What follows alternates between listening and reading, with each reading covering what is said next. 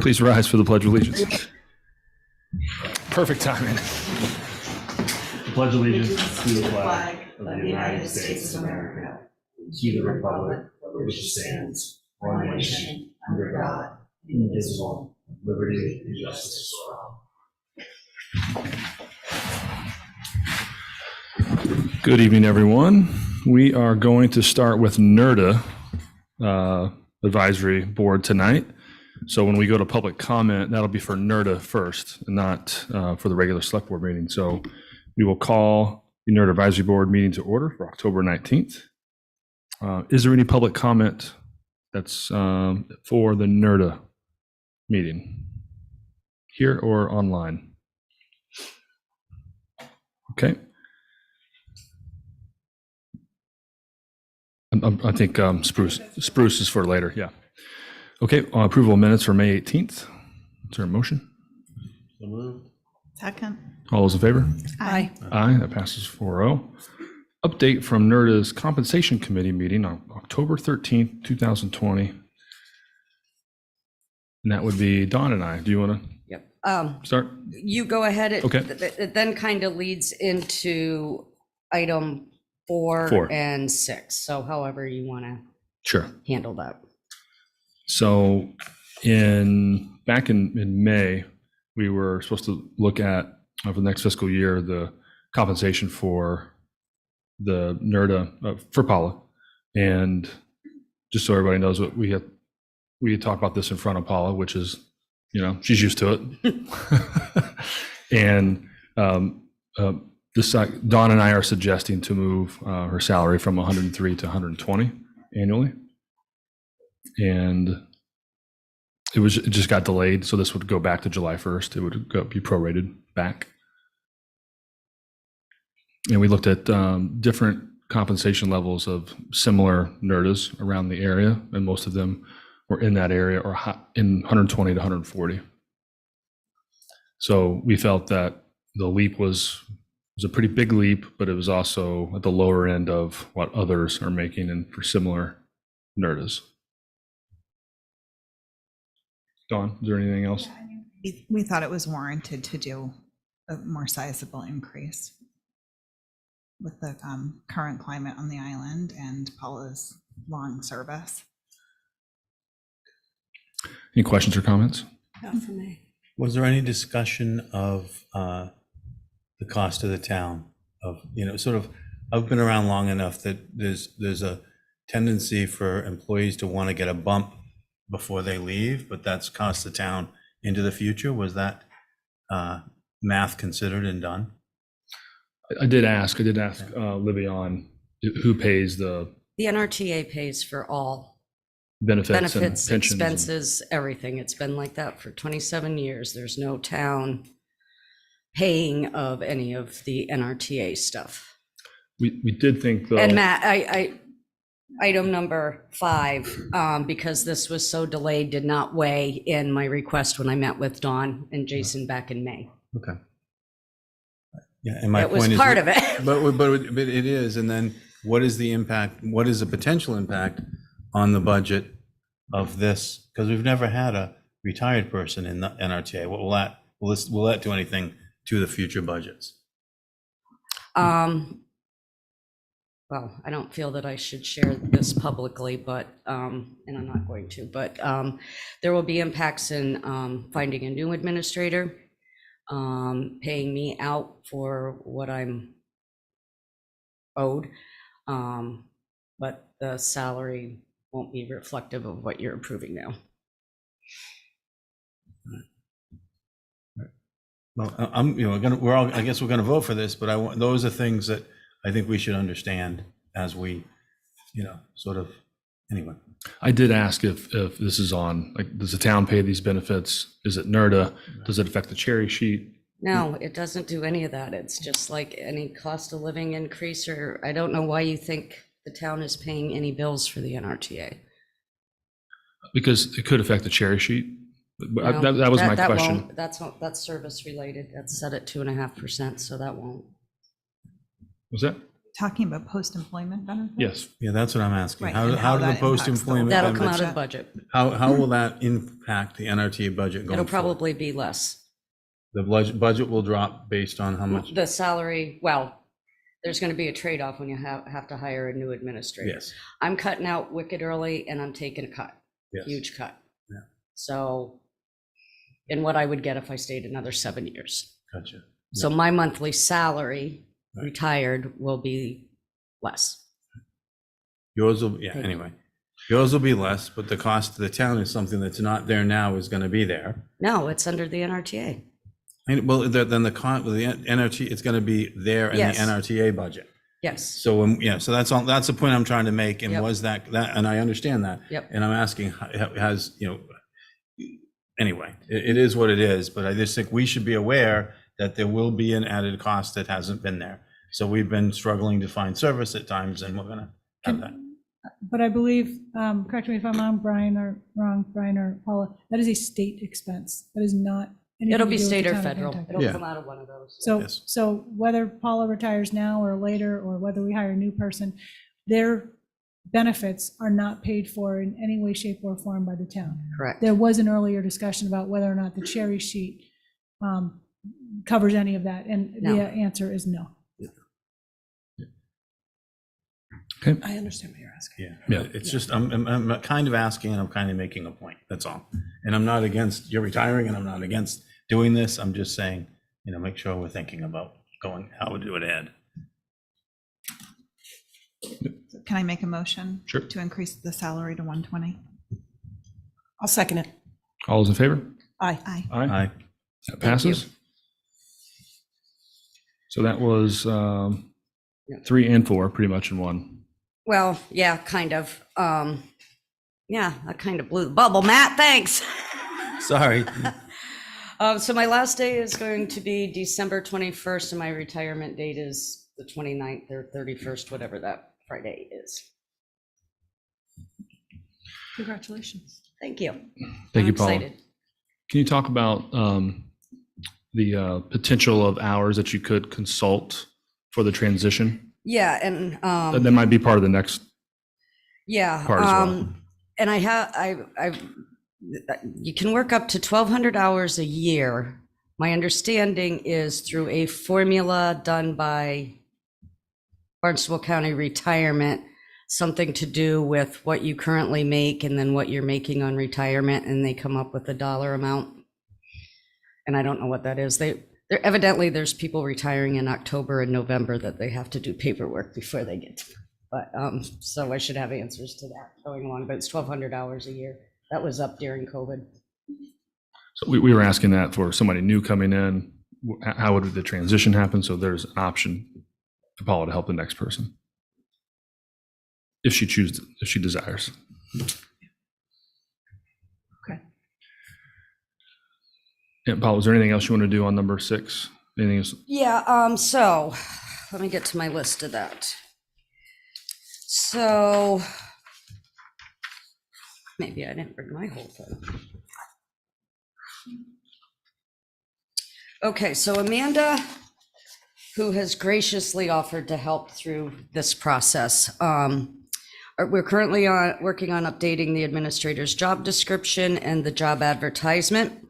We're going to be advertising locally, social media, and we have the potential of 2 public transit magazines, Transit Talent and Passenger Transport, to reach out to the nation.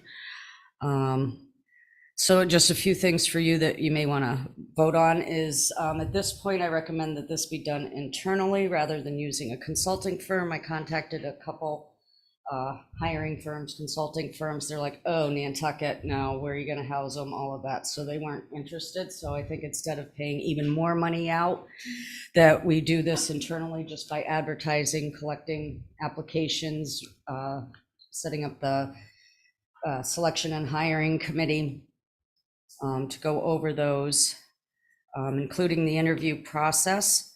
And then the selection and hiring committee will report to the full board when necessary. I am recommending, and you can I've spoke to some people who are willing to serve on that. Amanda is, Andrew Vorse is, Libby and I will serve as needed wherever that point in the process is, depending on the timing and everything. And Jeanette Orsino, who is the Massachusetts Association of RTA's executive. She's our executive director of our association, and she'll be a good, strong member to the committee. And then 2 of you. So if you're good with doing it internally and moving it along quicker, vote who would like to serve, and we'll get a meeting going early next week. Get it rolling. Anybody interested? Would be Dawn and I. Anybody else want to jump in? I'm happy. Happy to let you guys do it. And the We've already compensation work. been doing And it, there'll so. be some overlap. We'll have like joint meetings or one after the other for the salary and everything. Do we need to vote that or? If you could just, Sure. All those in favor? Aye. Aye. okay. Yeah, it was, I want to say thank you to HR and Amanda for helping with some of the logistics. We'll have to be, Dawn and I will be involved in interviewing and all that, but they should at least get it started. It's going to save us a lot of money as opposed to third partying it out. Yeah, and I'll help, while I'm here and when I can. Right. Anything else, Paula? I do not have anything else for Any other business? Can I say Sure. something, please? I just wanted to really thank Paula. She has worked for the town at DPW, and then she went to the NRTA 27 years ago. And we have had a massive increase in the NRTA service since it first started, with a couple of routes and not that much outreach, and some difficulty with electric buses, and then now we have what we have. Oh my God, you remember? Oh yes, I do. And there's a lot more than people realize that goes into the job of overseeing the NRTA, and I just really want to thank you, Paula, for your hard work. I've enjoyed most of it. Thank you, Paula. Well, thank you. And it's, can't believe it's been this long, but I feel like I've served this community very well, and I've been proud to do it, and it's been a pleasure to do it. And Libby, you've been my mentor. I was your first hire when you were appointed. So yeah, it's gonna be a lot of memories, a lot of things I'm gonna be glad I don't have to do anymore. But I'm looking forward to the next stage, but I've enjoyed my time here and with the Transit Authority, and good luck. I hope that all goes well. Thank you. Thank you, Paula. This won't be our last meeting before you leave, though, right? We'll probably have one more. I'm gonna try to have one more before I leave. I'm trying to go through and set things up so that there's not an immediate need for the new administrator to like jump into a boiling pot of water. So Okay. I'll try to get to that. I'm even gonna try to get to the budget, but we'll see. All right. Well, thank you. Yep. Okay, have a Motion good to night. Thank adjourn. you. Second. All those in favor? Aye. Aye. That passes. Okay, that's NERDA. Moving over to Select Board. We'll call the Select Board meeting of October 19th to order. There's no changes to the agenda tonight. Announcements, Libby?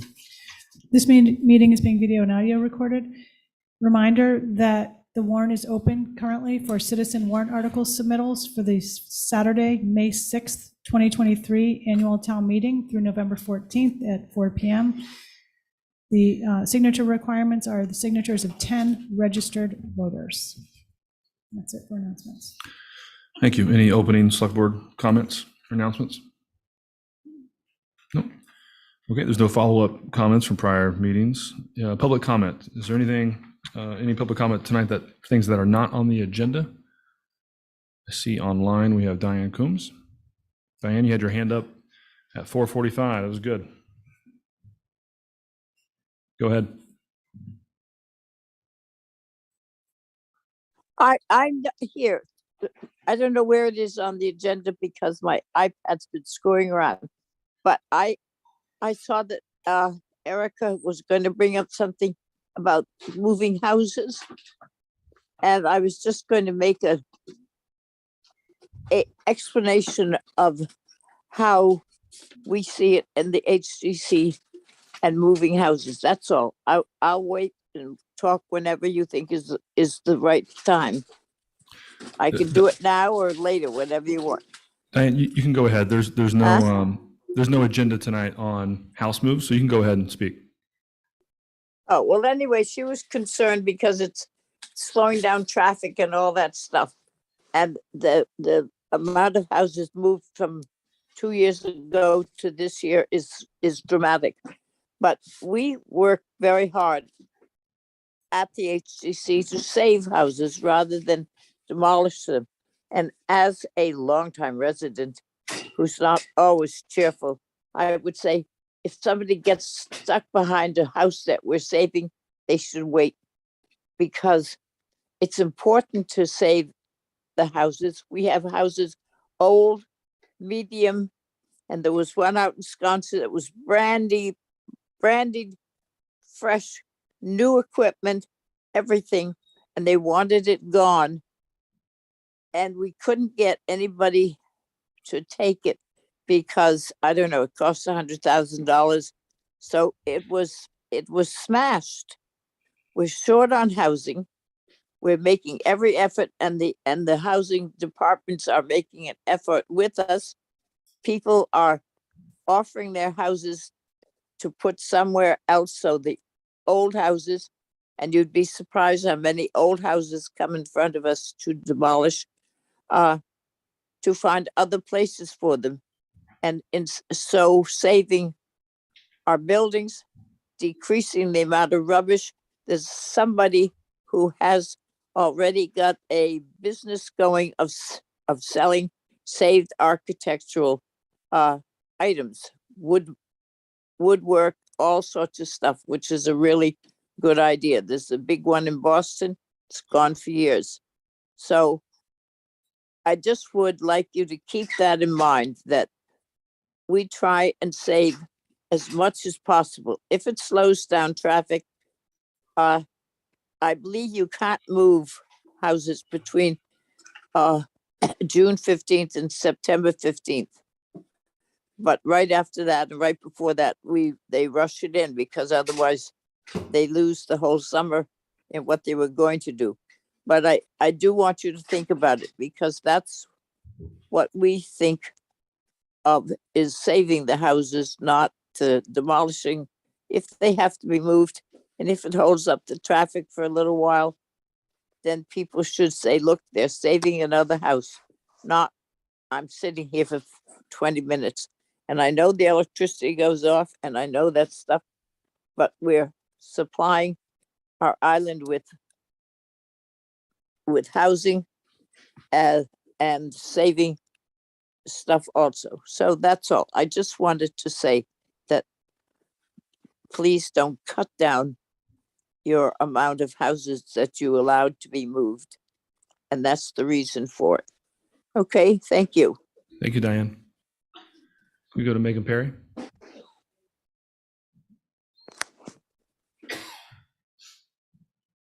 Just so you know, we're having some connectivity issues for NCTV and YouTube, and I've been working on trying to Okay. deal with that. So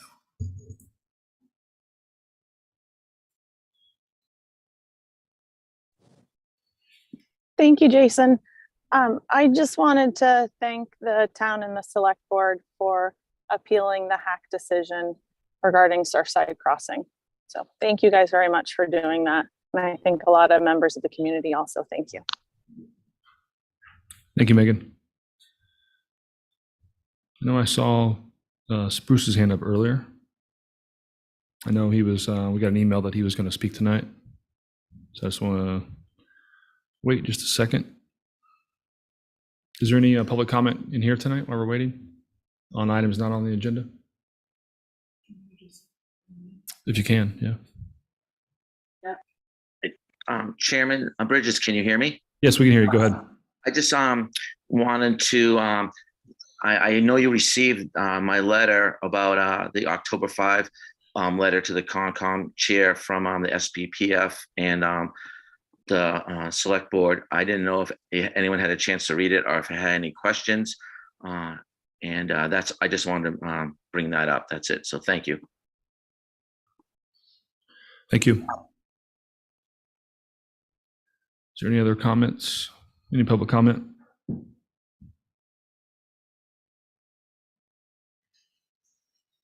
Okay, we'll move on. There's no new business. I get a motion for approval of minutes of October 12th, payroll warrants and treasury warrants. So moved. Second. All those in favor? Aye. Aye. Aye. That passes 4-0. Pending contracts. Libby, you had a couple things, or at least one thing we wanted to review. Yes, I just wanted to mention that one of the contracts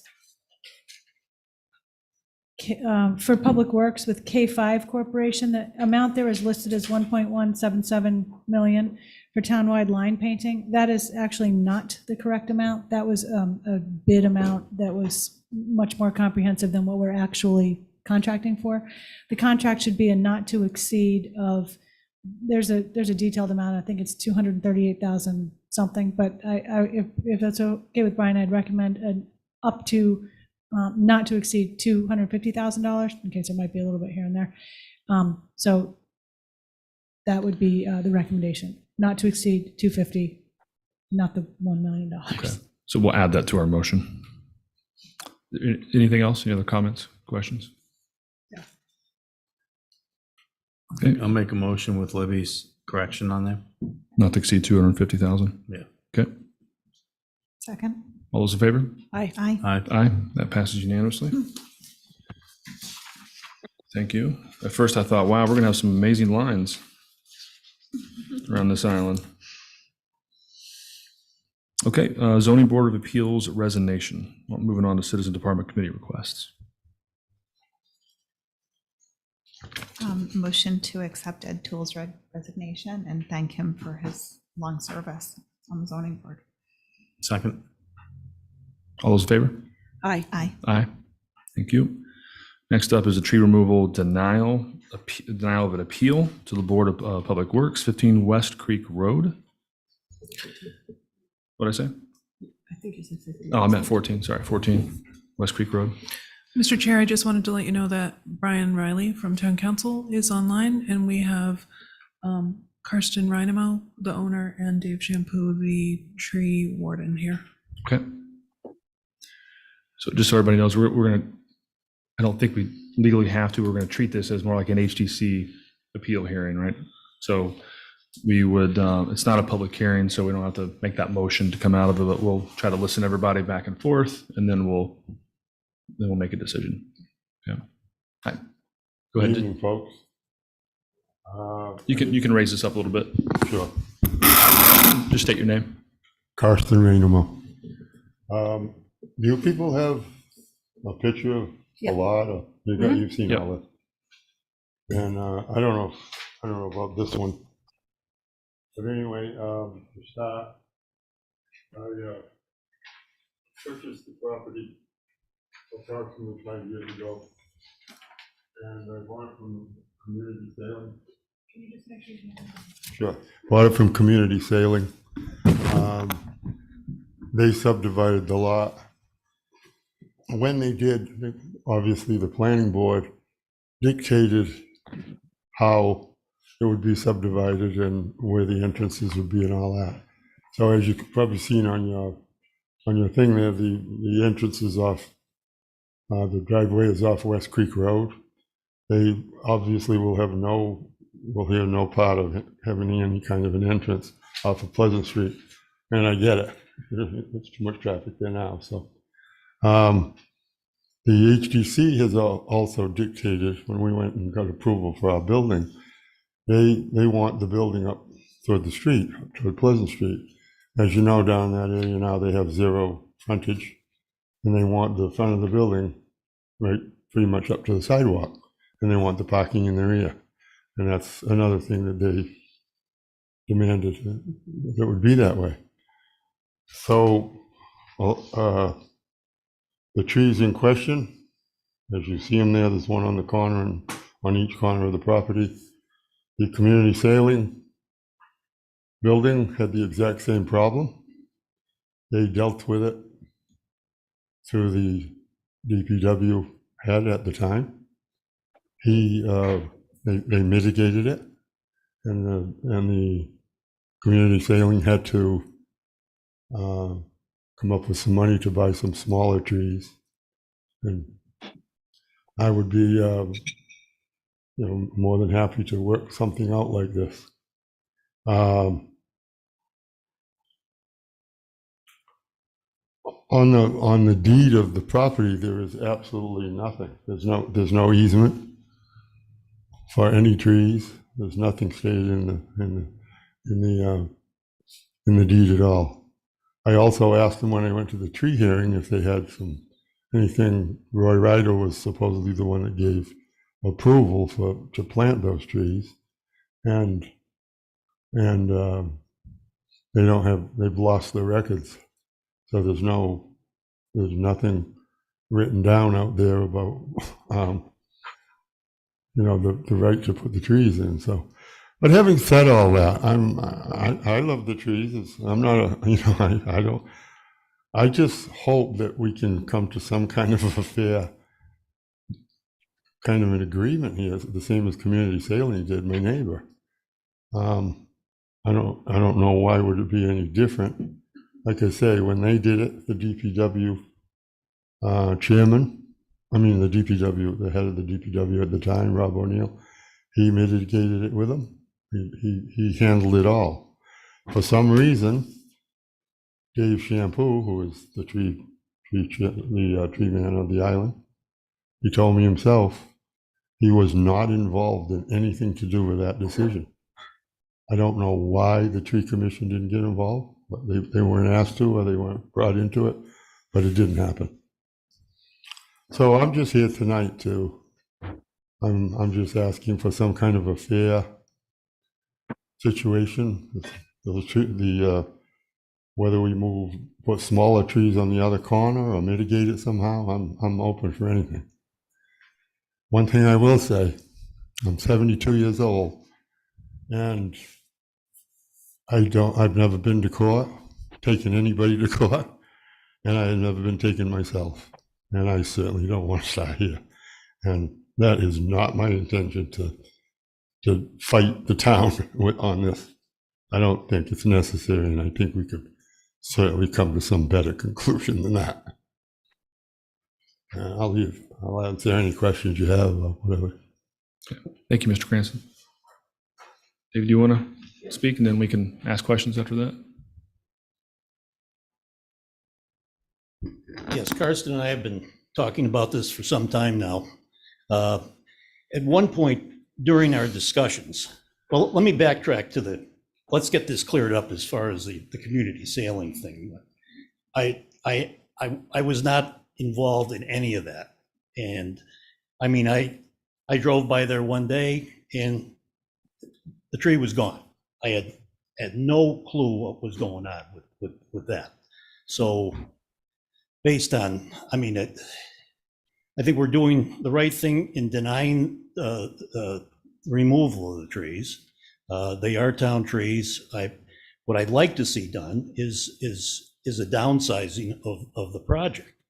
I think a nice building would fit on that lot. I'll give you an example of another one of those elms. There were 75 of them altogether, and they've been in the ground since 1996. And Judy Brownell did that big building where Bill Fisher's Tackle is and Henry's Jr. And they built the building to accommodate the tree that's there, and the tree has done quite well. That's what we're asking to happen on this. We also had discussions about 3 years ago, I think, about possibly moving the trees across the street, transplanting the trees. I don't think that's possible right now because they've gotten too big, too top heavy. At that point, they were transplantable, and I think we gave Karsten that option at the time, but he chose not to do that. I think we were in agreement, and I think Ken Bogran is on here present on the Zoom, so he could attest to that as well. But I think we got to go back to the drawing board. We're making very good progress with the planning board. We've got another tree issue recently at 39 Union Street, and we finally got some traction with the planning board to make sure that trees are located on plans before the planning board. And I think that's going forward pretty nicely. So that's kind of the history. Everybody, including, I mean, the 75 trees, Karsten and his mother are both recipients of one of those trees and signed off. Roger Geiger and Paul Droz, the well-known tree man here, were instrumental in getting all the signatures for all these trees that are all over town. I mean, I know that happened. So, as I've been the tree warden at that time and still am. So. Anyway, any questions? Sure. As soon as I found out that these trees were a problem, I went immediately and tried to find out. I went to the gentleman on the island that has the biggest spade on this island to dig those trees out. He didn't want to touch them. And he said that they only had a very small chance of living. And one possible place that they possibly could have gone was right across the street where the trailer is now. And that was such a problem at the time too, that they weren't sure that they even wanted to plant them there. So it's not entirely correct to say that I blew that off, because I did not. Also, to downsize the project, it's a small lot, and if you look on that, the building that I'm proposing on there is small already. And if you look at the scope of those trees, even if we sectioned off the one on the corner particularly, if we sectioned it off 10 to 12 feet, what he recommends, that's fine for the trunk, but the tree, as you can see on that diagram I gave her, the thing sprouts on the top so big that once the building got up, the branches would be right on the roof. And in order to scale that project down so much to work, we're talking about just a 20 by 20 building or something like that. It's very tiny. It's, you're basically saying that this building, the way he wants to scale it, it's unbuildable. So I'd be all for that if it was. I'd be all for anything that works here. Thank you. Well, I beg to differ. I mean, it was probably the Nantucket forester he talked to, which has the biggest tree spade on the island. I mean, it was doable at that time. We've moved trees that size with a tree spade, that size tree spade. 5 years. It was doable. That's 5 years ago, correct? I'd say about 3 years 3 ago. years ago, but now they're. Now they're way too big. Yeah. Yeah. And I mean, it would be a shame to take those down. They've existed for 26 years. That's a quarter of a century. And I think Karsten knew they were town trees before he even bought the property. He admits that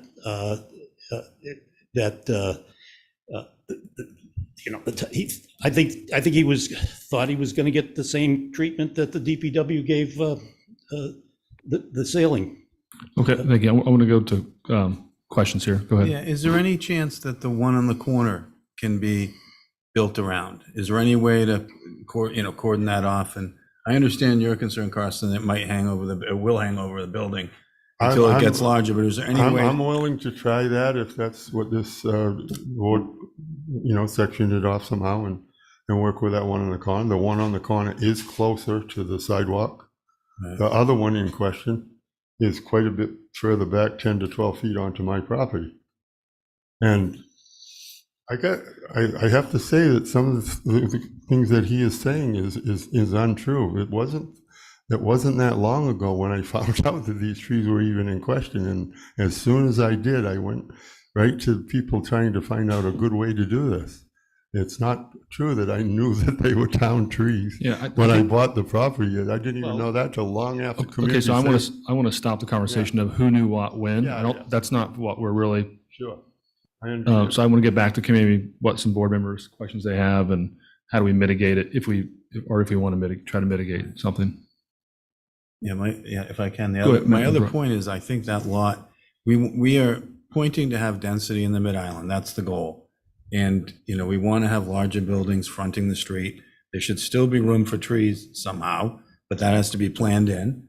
And clearly that wasn't necessarily planned in here. And so, it doesn't make sense to be putting sort of, one story, 1.5 story buildings in the mid-island. We should be putting as larger buildings as we can there. And so I kind of, in my mind, if we could keep the one on the corner, mitigate the other one, I would be fine with that, because that would allow Karsten to have, sort of stuff on the second floor and maybe the third floor, and it wouldn't look out of place. He could design a building that looks like it belongs in the mid-island, as opposed to something that you look and say, what is that? Did we move that from fairgrounds? So I think that's sort of where my head is on this. If we could try to save the one on the corner and mitigate the other, I'd love to think we could move the other, but I'm hearing that that's not possible. Well, it's very possible to move it. But it might not survive. No, I mean, you could pit dig that. You could drum lace it, and it'd be expensive. Yeah. But it's doable. We moved in conjunction with the redo of the Harbor House. We moved a huge Dawn Redwood with Toscana, All right. and it's still alive today. Where it's- would we move it? Across the street. Yeah. Well, then we'll have to perfect. move it again when that gets developed. Right. Yeah, It would be perfect.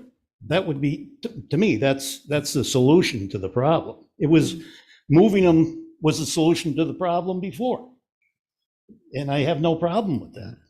All right, can we go to Brooke? If you're done, Matt, for now. Okay. Yeah, so there's no question here that these are town trees, right? No By question. by the definition of the code. Okay, so we're talking about making an exception in this case. I just need to clarify that, and then I'll think some more. Okay. There's always somebody with their hand up. Oh, sorry, I couldn't see it.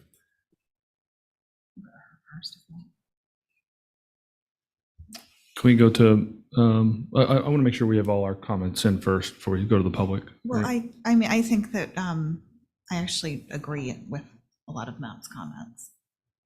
That this is an area that's important to develop in the right way. But if we could save the one on the corner and maybe replant a couple of new trees in a different location, that could be an appropriate compromise that accomplishes sort of two competing goals. My other comment is if we move the other one not on the corner, we'd have to make sure that if that's moved, that it goes in an appropriate place. Like, we wouldn't want to put it across the street, like Jason said, and then be moving it again. We'd want to put it somewhere where we knew it's in a spot where it's not going to ruin a sidewalk, but it's also not going to preclude the town from doing what it needs to do on the property across the street someday. So I will be back doing the same thing. To move that any distance is going to be problematic. Right. That's why across the street was. You're moving it like you'd move a house. was elegant. Kind of. I mean, it You're was- moving it like a house in a way. Yeah. Yeah. I mean, you'd lay it down, but I mean, if it's Yeah. done properly, those are ball and burlap plans to begin with. And that's why I thought that those trees could be moved easily with a tree spade. Because the root system isn't that huge at that point that, you'd be destroying, a lot of the root system. We moved in that we've had trees. We've moved trees. Okay. Anything else? Can we go to Mary Longacre? Has her hand up. Thank you very much for taking my comments. I want to make sure that the select board understands why those trees were planted there. I served on the tree advisory committee in the 90s and was part of the decision-making process for those trees. Our vision was to create a tree canopy along Sparks Avenue and Pleasant Street that would resemble the tree canopy along Main Street, so that as this area developed, it would develop with that wonderful shade tree canopy that the elms can create. We also wanted to make sure that we continued to have elms in the future, as the historic elms in the downtown area are slowly being removed for disease or for decline. And so these trees are not just town trees in an inconvenient place. These trees were specifically chosen, specifically planted with a vision for the future, with the public good in mind, with the perpetuation of Nantucket's traditions. And so these are, more than any others, the trees along Sparks Avenue and Pleasant Street, the elm trees, are special for Nantucket. And it was something that we did with a lot of thought, that we did with the permission of the landowners at the time, and enthusiastic permission in some cases. And so I just don't want that history to be lost.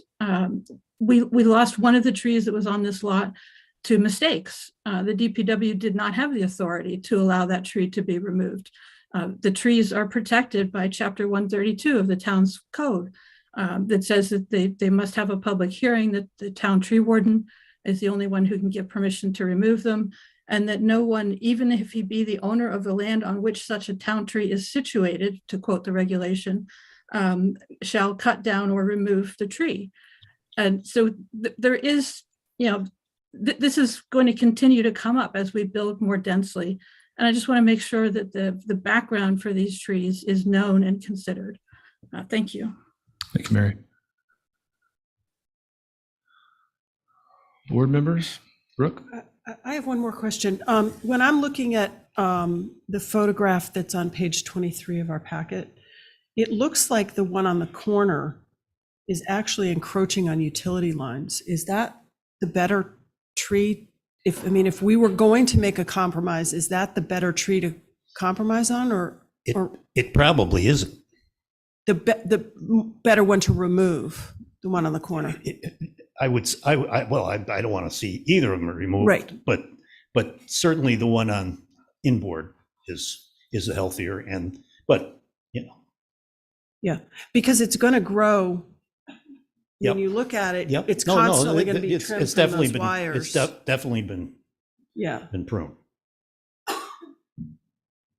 And any construction then would be skewed toward the two streets rather than inward, in line with the idea of what the HDC apparently is in favor of, putting the buildings closer to the streets. So I don't know. I'm very resistant to authorize the removal of either one of these trees, to be honest with you. That's where I'm at this point. I think it was good to hear Dave say that we're starting to work with planning. We're starting to get trees involved in the whole planning process here, and work on other regulations on, sometimes I think it's absurd if the roots hit town property, then it's a town tree. Some of those things that don't make sense to me. I never want to see trees move. So I would like to see both of these, mitigated, moved, the proper planning across the street. I'm fine with them being moved. I think the planning in the 90s made sense, but that's not what's happening now with the density, kind of what Matt was saying. It's high, it's up front. So we're just kind of planning differently. So I'm fine with them being removed and moved across the street, and maybe even more mitigation. So there's even more trees that can go along here that maybe aren't as large and are going to get into the lines and into the house. And because if you keep that one on the corner, you're going to be pruning it on both sides as it gets bigger and bigger and bigger, regardless of what house goes up there. Mr. Chairman? Yeah. maybe I should have known more about this until right this moment, but this is the first time I've ever heard anything about moving these trees across the street to town property. And I'm not sure where that would happen. There are some compromises on that property with the sewer force main that goes through there. And we have the trailer, and there is some green space at the tip there at where the roundabout is. But as we know, at some point, most likely that property is going to be developed. And so I'm not sure. We'd have to really think about where they'd go. Yeah, I'm not saying they have to go there. I'm saying if they can, with proper planning and they look into it, then that's where they could go. But if not, I'm fine removing them. Well, if you look in that area and think about sort of the future and what should happen, the sidewalk should be wide enough that if the trees are planted sort of on one side of the sidewalk or the other, it's still 6 or 8 feet, and that's sort of, if we're still trying to do, so anyway. That's where they are. Well, I know, but so then the whole sidewalk has to be, it's as much a planning issue, it's as much of, a design issue as it is going forward, because we have issues downtown with the trees are ruining the sidewalks and they're going out into the street. So you have to sort of say, if we want these, how do we have both? How do we make a walkable mid-island that doesn't end up having the issues we have downtown, that's beautiful and people want to be in? And so I think, this is part of what we're all trying to do. Mhm. So. I also want to say, I think the tree advisory committee with their criteria and their system, they're doing the right thing. So I'm not 100%. against Dave's suggestion. That's their purview, and it makes sense to me. I mean, part of the problem in Mid-Island as opposed to Main Street is the parking requirements. To build a commercial building here, you have to include parking. So it's just, the zoning isn't the same. So we might want to think about, are there more changes that need to be made in Mid-Island if we want it to be the new downtown? It's developing in a very different way with including all of this parking. And I think there's not on the street, but inside the lots. Yeah, I think there's a waiving of parking, I'm sure. I'm sure not all the spaces that were required for community sailing were put in. If you did a strict, look at the side of that building and there's 3 or 4 spaces, I'm sure, and which is fine. Like, I think that's all right. But, you're absolutely right. Like, how do we make the rules reflect what we really want to have there?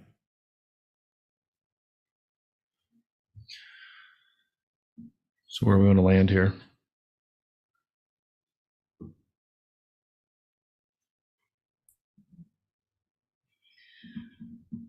I can try a motion. I'd make a motion to allow the removal of one tree of the property owner's choice if he replants 2 new trees in a different location. Yeah, sure. I'll second for Somebody needs to discussion second and to it hear the for public. discussion. I'll allow that a little bit. 2 trees, how big?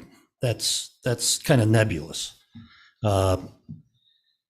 Trees are worth a lot more than 2 trees.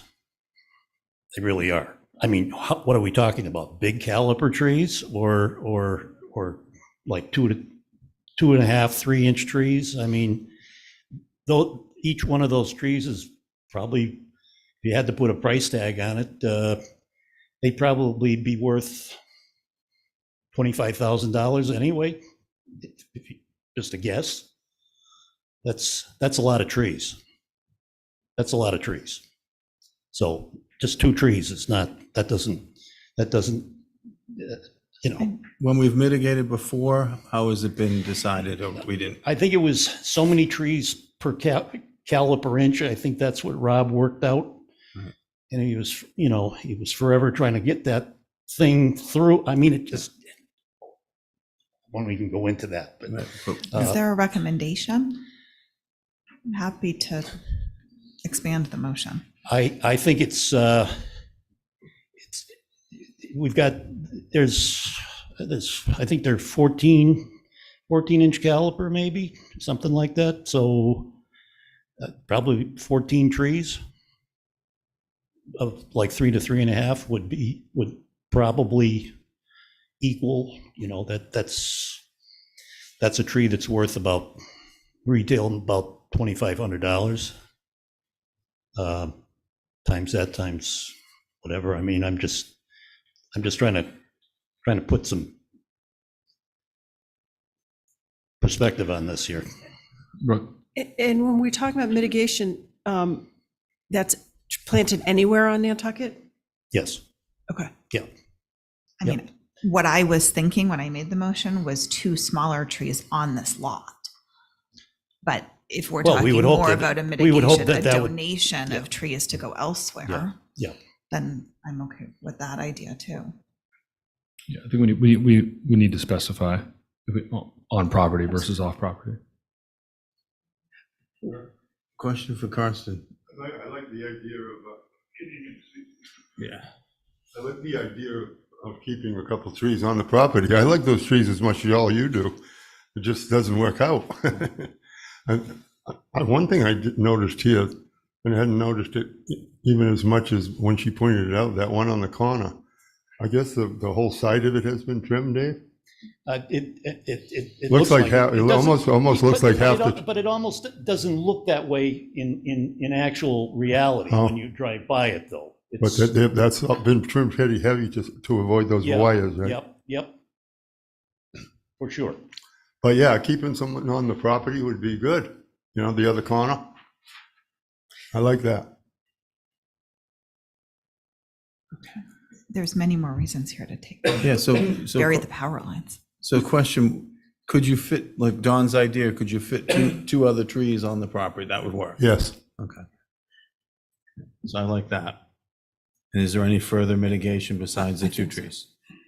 I would feel more comfortable if there were additional mitigation at another site, another 5 trees maybe, so that we're talking about a total of 7, 2 on the property. And I think it's fine, right? You get a tree that's not going to overwhelm the property over time, that's not going to grow to this size for the ones on site, and then something similar.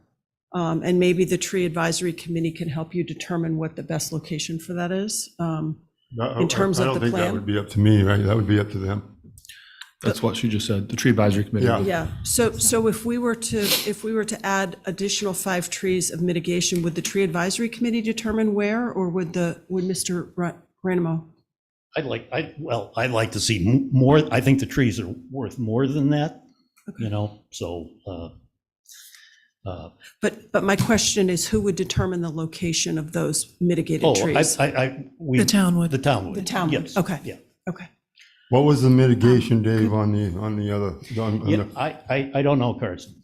Yeah, Don? Could I alter my motion to include taking down 1 tree and planting 2 new trees on the property, elms, and to donate 8 additional elm trees to the town to be planted at the place they're choosing 8. So it'd be 10 total trees, 2 to remain on property. I'm assuming probably on the opposite side of the parking area, but I'll kind of figure that out. Again, we're getting into something nebulous here. How big are these trees going to be? I would like to see big trees planted. It's a fairly protected area. What was the caliper that you recommended? I'm thinking, somewhere around the 4 to 5 inch range, something that's not a stick. Okay. So is there a basic jargon, small, medium, large, that we can at least put in there if there's a little wiggle room, but Well, the nursery nomenclature is by the caliper inch. So 4 to 5 calipers in Yeah. tree diameter, right? Yeah. I don't know, we just need That to something to me, vote that on. to me would be, it's a nice sized tree.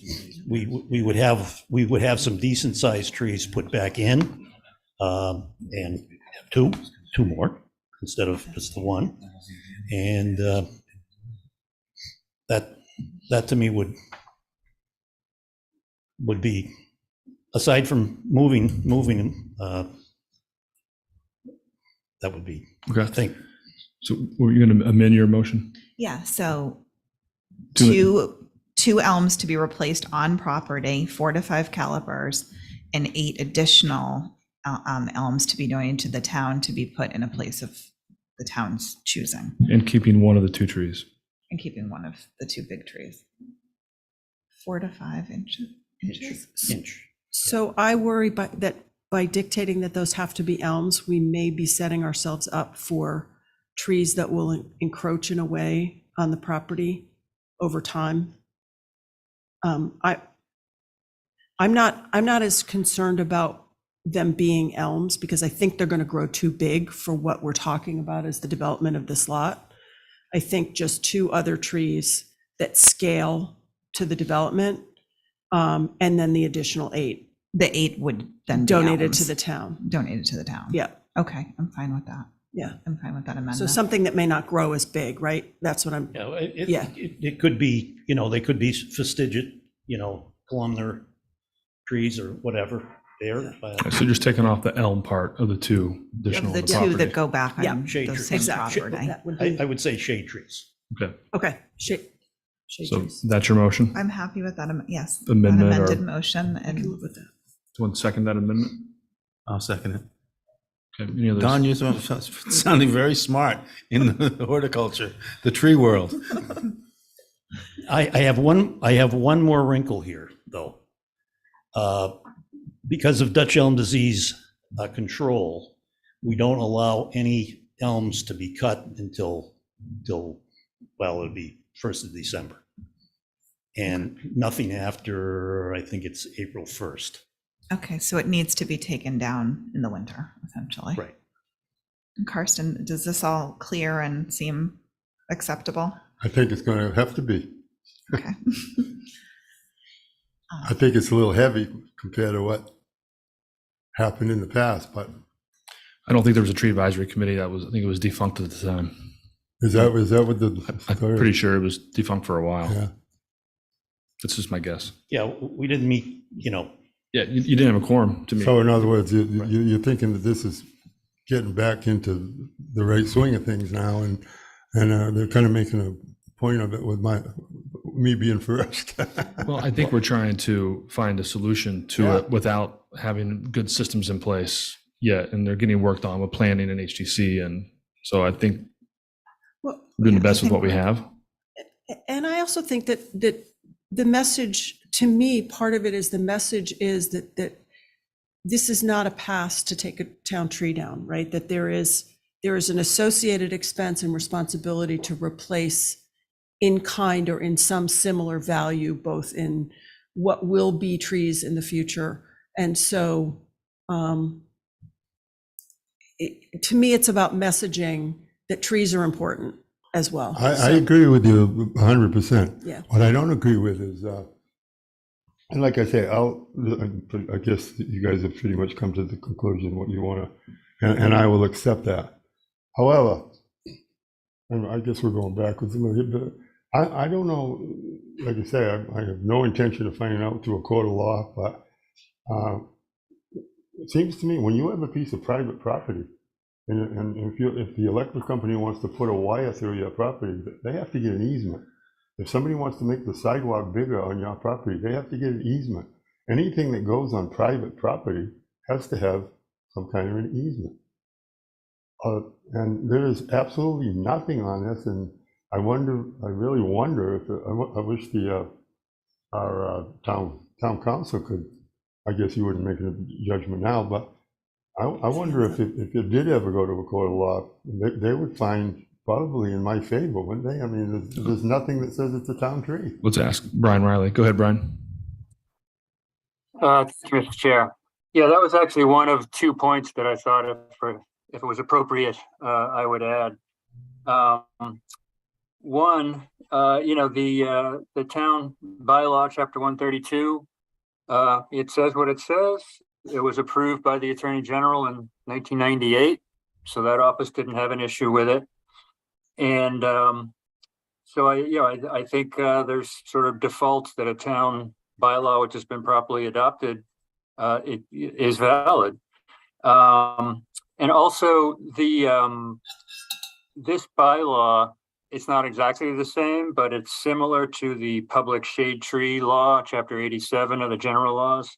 And that also gives the tree warden jurisdiction over trees that are within the boundaries of a public way, which is definitely wider than, the street itself. It's in sort of the layout or the boundaries.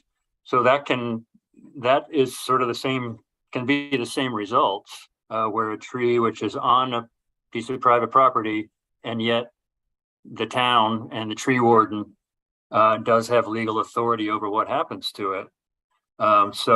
And also public shade trees don't show up on your deed either. So that is consistent with state law.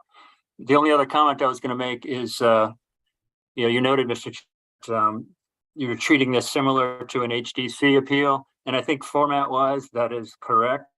I think the only distinction, though, is I believe with an HDC appeal, it's a little more black and white, that you either approve the HDC's decision as is, or you overturn it.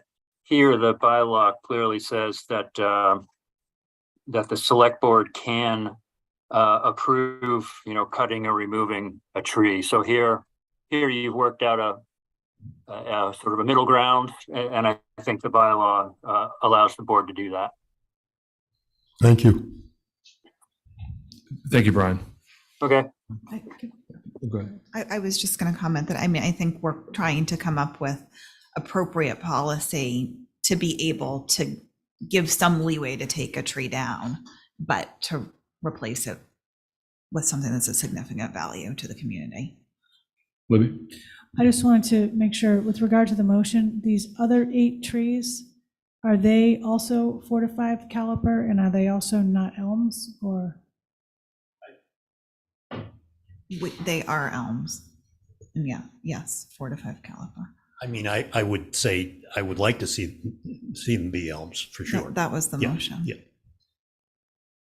But what gets replanted on Carson's property, Are not elms. are not, they don't necessarily need to be elms. Any other comments? Take a motion. I'll second Don's motion earlier. We already did. Okay. Okay, all those in favor? Aye. Aye. Aye, that passes. Thank you. Thank you. Next up, Community Preservation Committee, CPC, request for consideration as a town sponsorship versus a citizen article. Libby? So this request is being made so that the finance director and I have been talking to the CPC chair about this for a couple of years now. And the request is being made so that formatting or other typographical changes could be more easily fixed if the need arises in the CPC articles. The history has been that they've been submitted as citizen warrant articles, but there really isn't necessarily a need for that. The select board can't change the substance of the CPC's recommendations anyway by law. So this just gives the flexibility to make non-substantive changes as needed. I don't know if Ken, who's currently the chair of CPC, do you want to add anything, Ken? No, I think it's really pretty straightforward. We wanted to make sure that the select board was comfortable with doing that, and we wanted to explain that really there's nothing that you have to do other than it gives the town somewhat more flexibility. If in fact, as a couple of years ago, there were a juxtaposition of some numbers and stuff like that, really minor things, but it made it very difficult to be able to fix them because it was a citizen's article. And by the way, happy birthday, Ken. Happy birthday. Don? I was going to make a motion. I think it's entirely appropriate for us to sponsor these articles. Totally. As your CPC rep. I'll second that. All those in favor? Aye. Aye. Aye. That passes 4-0. Okay. Thank you, Ken. Thank you. Okay, we'll open a public hearing to consider application for change of officers and alteration of premises of all alcohol beverage club license for Sankaty Head Golf Club. Thank you, Mr. Chairman. Members of the Select Board, my name is Kevin Dale. I'm an attorney. I represent the Sankaty Head Golf Club, and the club holds an all-alcoholic annual license for many years. This before you tonight is an application to amend and modify the club's existing ABCC license to approve a change of officers and directors and to expand the licensed premises to include the golf course itself. Right now, the license doesn't list the golf course as part of the licensed premises. Historically, Sankaty and all of the other golf courses on Nantucket have allowed golfers to consume alcoholic beverages on the golf course. But as far as I know, none of them have included the golf course as part of the licensed premises. And this is a matter that came up this summer and concerned me. And I called Nantucket licensing agent Amy Baxter and asked her about it. And I did some legal research, and it's clear to me that to make things right so that Sankaty and other clubs comply with the law, that the golf course itself should be part of the licensed premises. And specifically, as a practical matter, Sankaty has a bar grill as part of its clubhouse that faces the 18th, strike that, faces the 9th hole green. And typically, golfers who want to have a drink will stop after playing 9 holes when they make the turn and go into the bar and have a drink. And some might take it out onto the course and keep going. And it's been a custom for decades that that's been going on out there at the club. So I'd ask the board, sitting as the local licensing authority for the ABCC, to approve this amendment to allow Sankaty to include its golf course as part of the licensed premises. There's no intention to have any beverage carts or service on the golf course itself. This would just allow patrons or golfers to buy a drink in the bar and take it with them. It also would preclude them from bringing their own alcohol onto the course. They couldn't do that.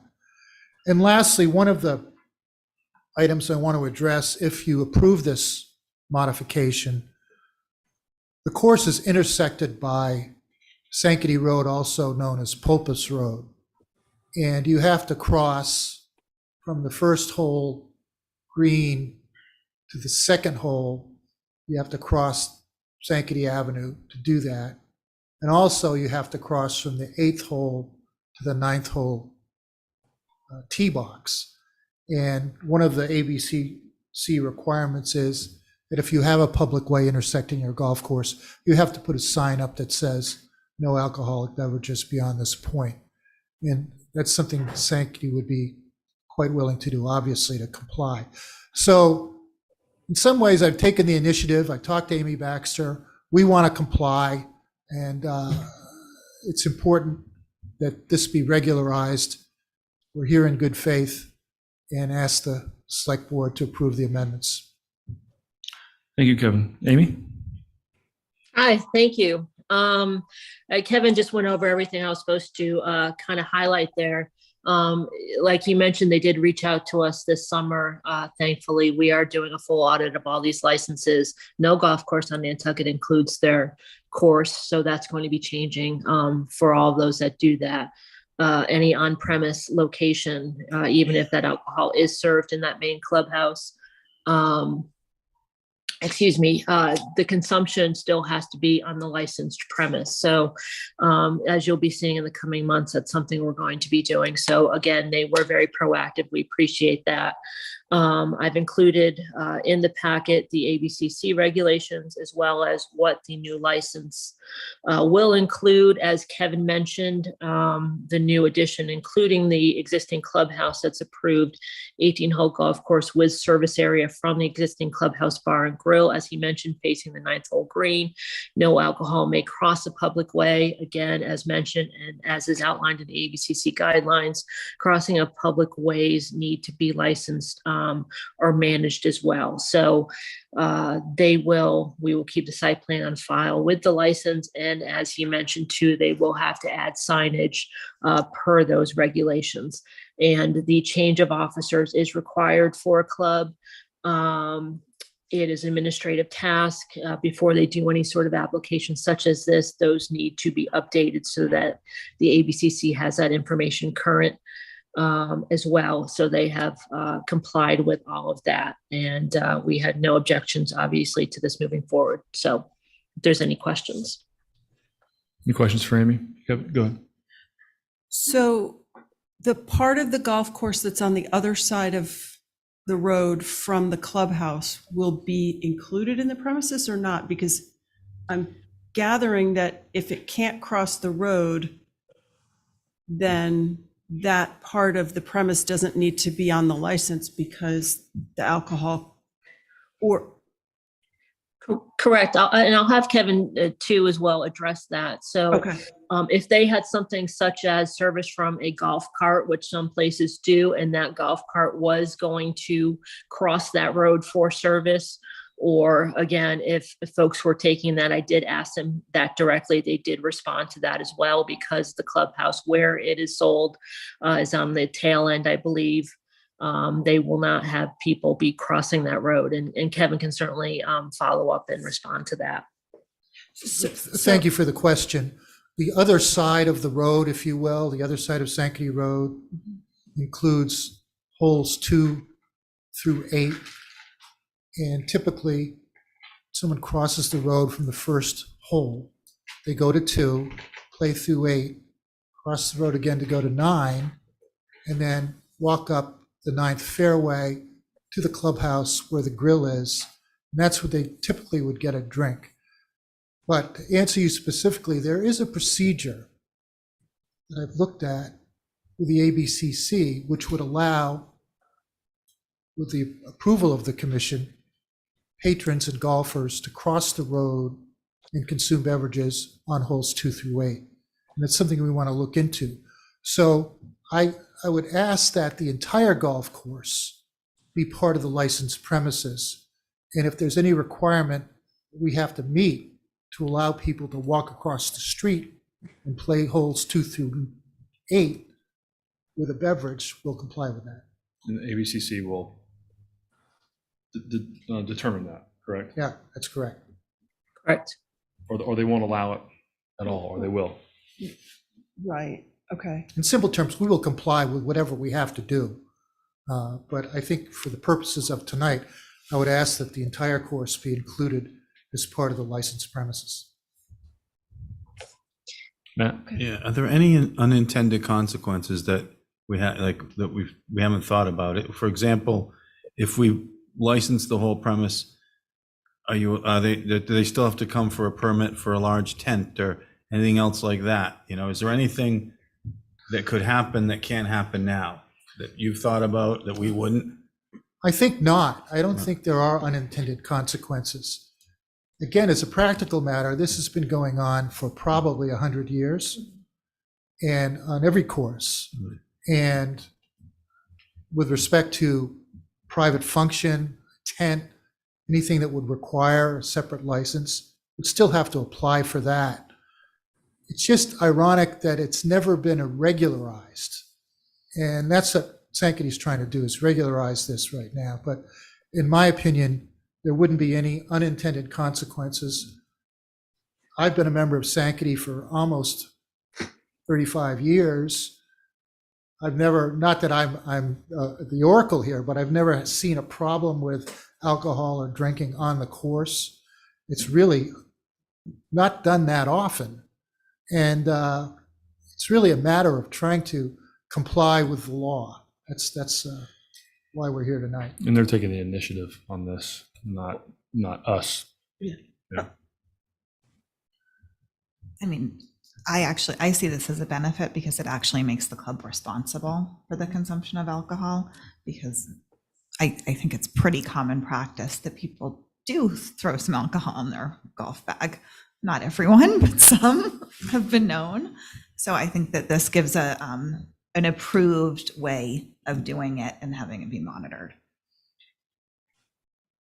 So I agree. I think we're talking about the difference between a private golf club and the public course on Nantucket that also has holes on either side of a street, a town road. So I'm a little worried about precedent because the oversight of those who play at Sankaty is probably stronger than at the other golf course, perhaps, potentially, because it's a members, versus the public. So that's just the kind of stuff I'm thinking about. Amy? Well, as far as precedent, my comment would be handled on its own, and it is municipal owned course. So there's some other exceptions as far as 1-day permits for municipal golf courses. So we're in the process with their legal representation right now in getting them in compliance. And as we've mentioned, a lot of this, and as part of this full audit we're doing, there's a lot of things that are missing on some of these licenses. I'm not saying not intentionally, but it just things were done a certain way. And this is really just bringing them into compliance with something that's done, and it is a more responsible way to manage. And heck, if ABCC came out here and did checks as they did this summer and went to the course and saw people consuming alcohol, they would have got dinged for that. So we do need to bring everyone into compliance, and we'll handle each club based on their practice.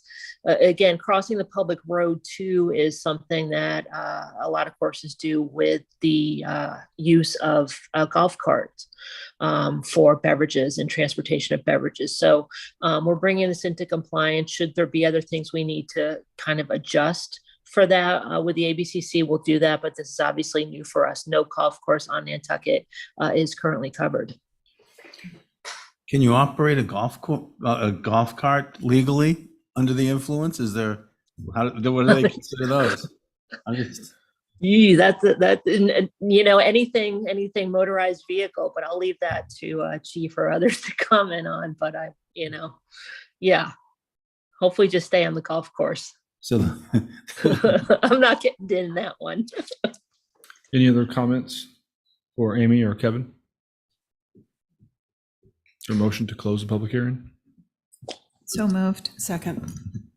All those in favor? Aye. Aye. All right, public hearing is closed. Pleasure of the board.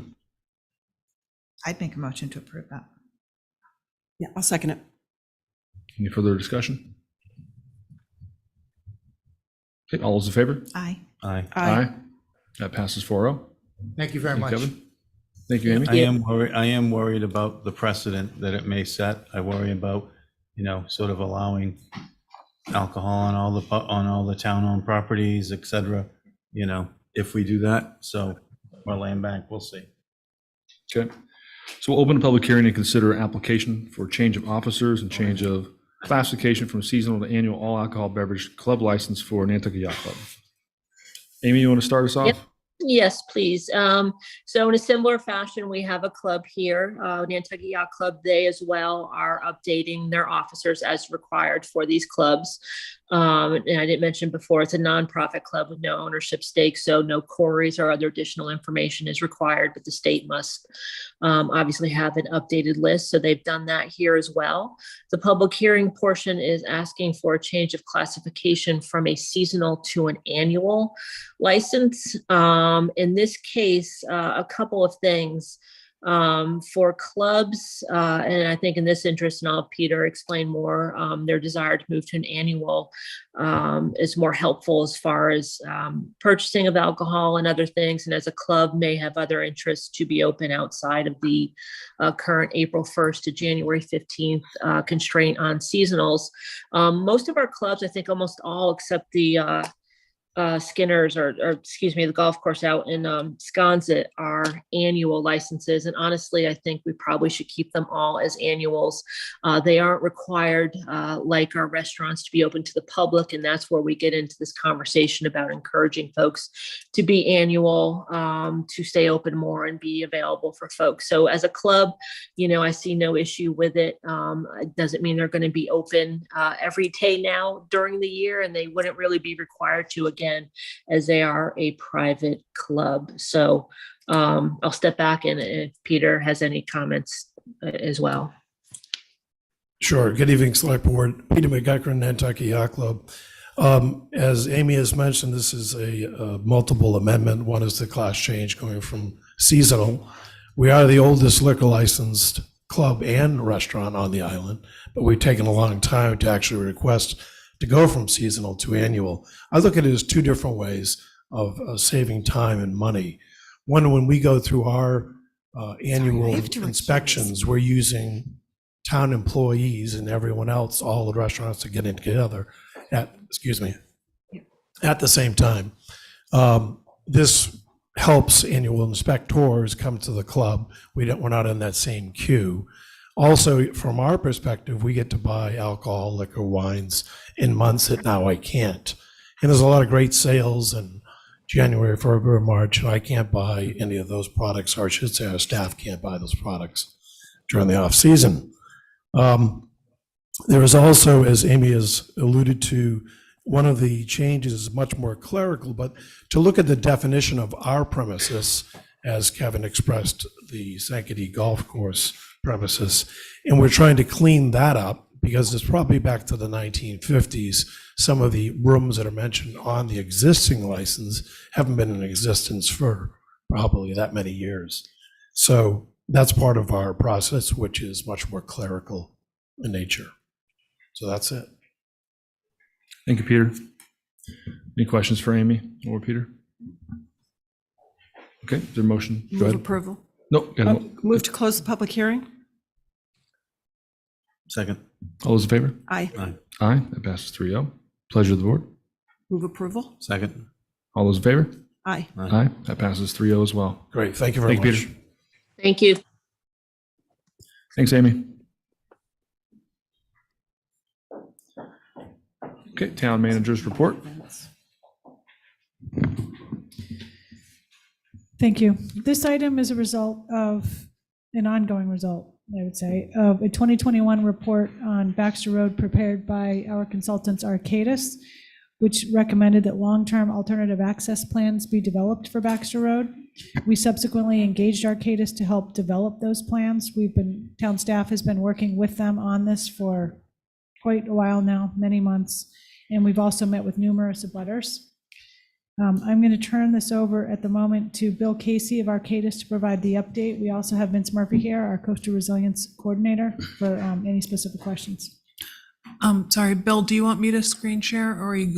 No, I can do it. I think I have us going here. I'll share, bear with me. Thank you, Libby. Good evening, everyone.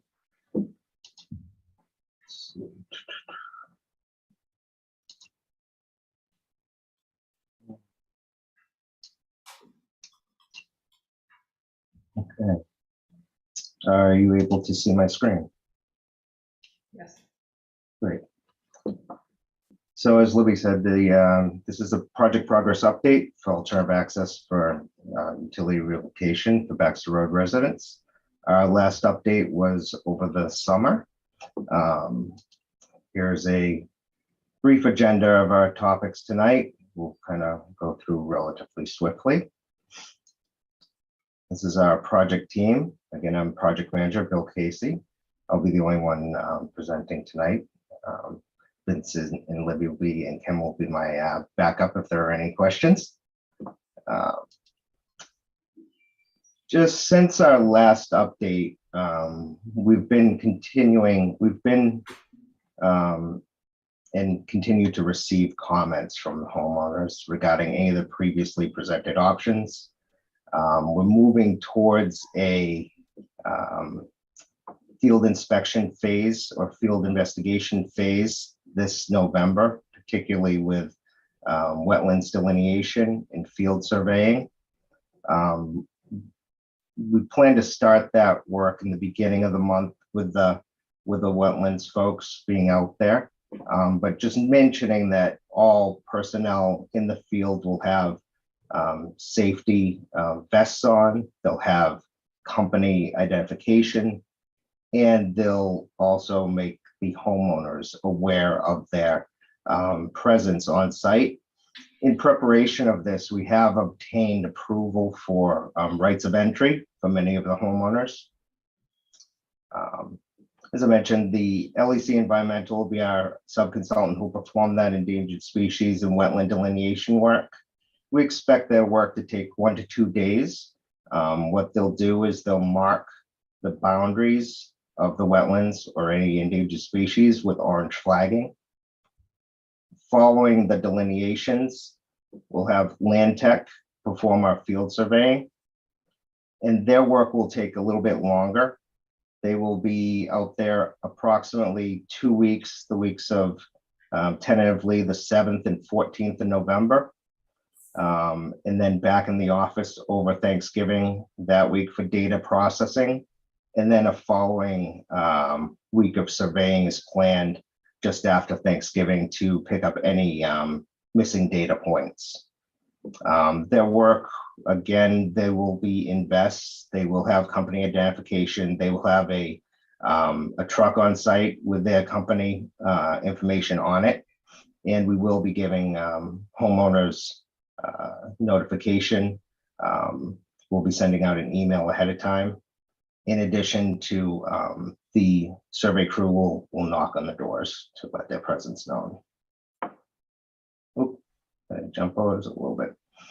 Of course, we are moving forward with our basis of design memorandum. Within that document, we're talking about the alternatives that have been presented to date, in addition to the technical aspects of the roadway and utilities, or access drives, if you will. Since the last meeting, there was a public meeting on August 2nd. That meeting, it was clear that the homeowners were in strong favor of erosion control measures due to the GO2 project. It was expressed by the room that many were frustrated with the lack of progress on that topic. The discussion on the alternative access project was somewhat limited in that meeting, but we did receive some input on the routing options towards the end of the meeting.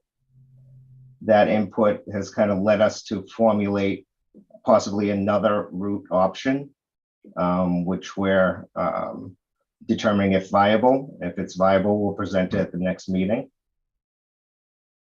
Just to recap a little bit of where those two options that previously presented at, they're on screen here.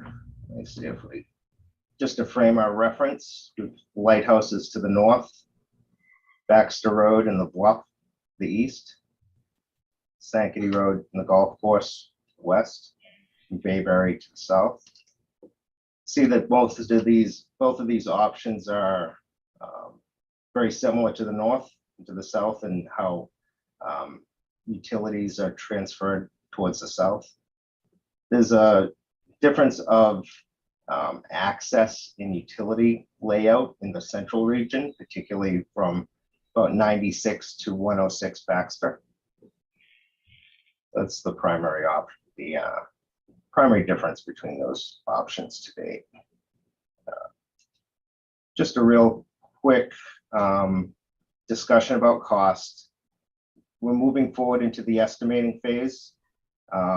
Certainly inflation will have an impact, as it does on everything that we're doing these days, and everybody's talking about it, but there are a few more project items worth mentioning as well. The presented options that we have, options A and B, have additional length as compared to the prior estimates from 2021.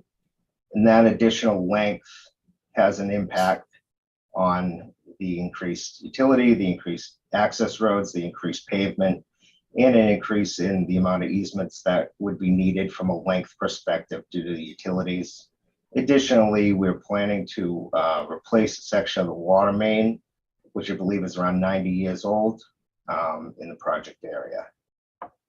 And just to recap, really looking forward to getting into the field this November and getting the basis of design memorandum, finalized in a draft format, and then finalized, and then moving forward with a with an option.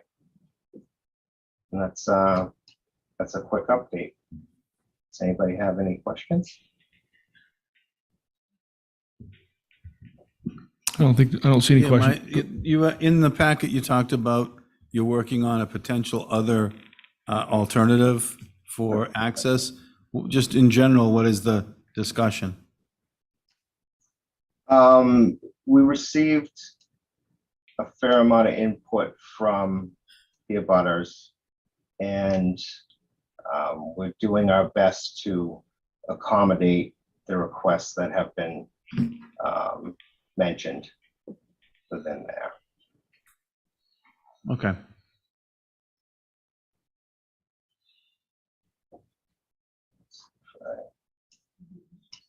I think that's all the questions we have right That's now. it, yeah. Anything else? Great. Thank you so much. Have a good night. Thanks, Thank thanks you. very much, Bill, and everybody else who came. Thank you very much, Vince, for coming out.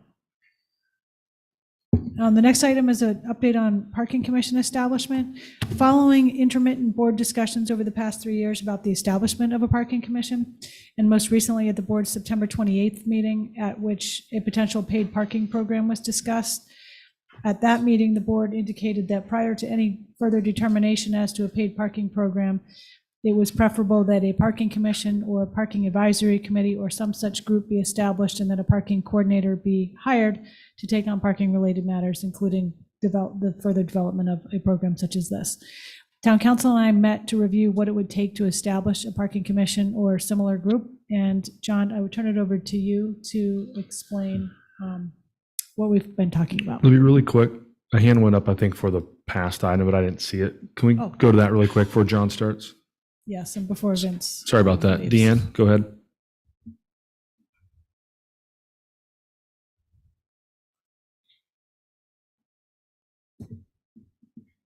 Go ahead, Deanne. She's muted.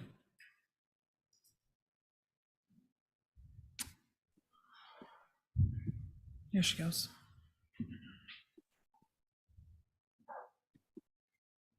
Deanne, can you hear us? Oh. Yeah, yes, Erica, I'm sorry, I was out of the room. So you were recognizing me for public comment now? Your hand just went up right as we Yes, moved my away hand- from Baxter My hand's Road. been up, Jason. It has not. Erica, have you seen her hand go up yet? No, I mean, yeah, we didn't see it go up. That's why I'm recognizing you now. Well, thank you, I appreciate that. We're all dealing with the of technology. I just have two questions. Actually, we have more, but we'll submit them in writing to Vince. My first question is to follow up on Matt's question. Do we know what option C is? Vince could answer that as he's coming up to the mic. I think I can say that we're not ready to reveal option C yet because it is still under discussion with some abutters.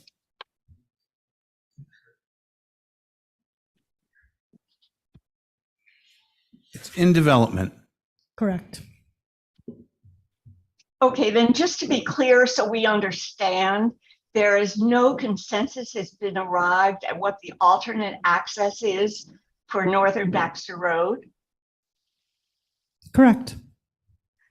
Okay, and this is a 12 to 13 month project that began in January, and we're now, what, 8 months into the project, and we don't have a consensus on the alternate access?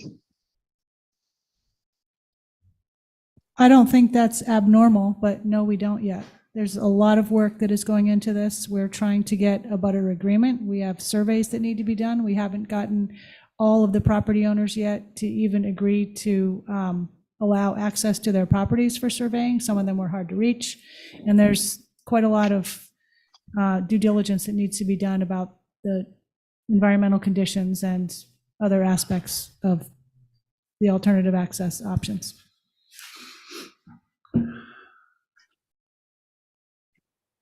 Mr. Chairman, may I make one more comment? Yes, please go ahead. Okay, we certainly understand the difficulties. This is a Herculean task because the private property owners have made clear that they don't want relocation. So our question is, how are we doing in relation to the original timeline for this project? There was a timeline in the project that you adopted in January of 2022. It called for a 12 to 13 month project that would begin immediately and would conclude in about March of 2023. And Arcadis was very helpful in delineating specific tasks that would be accomplished at a specific time.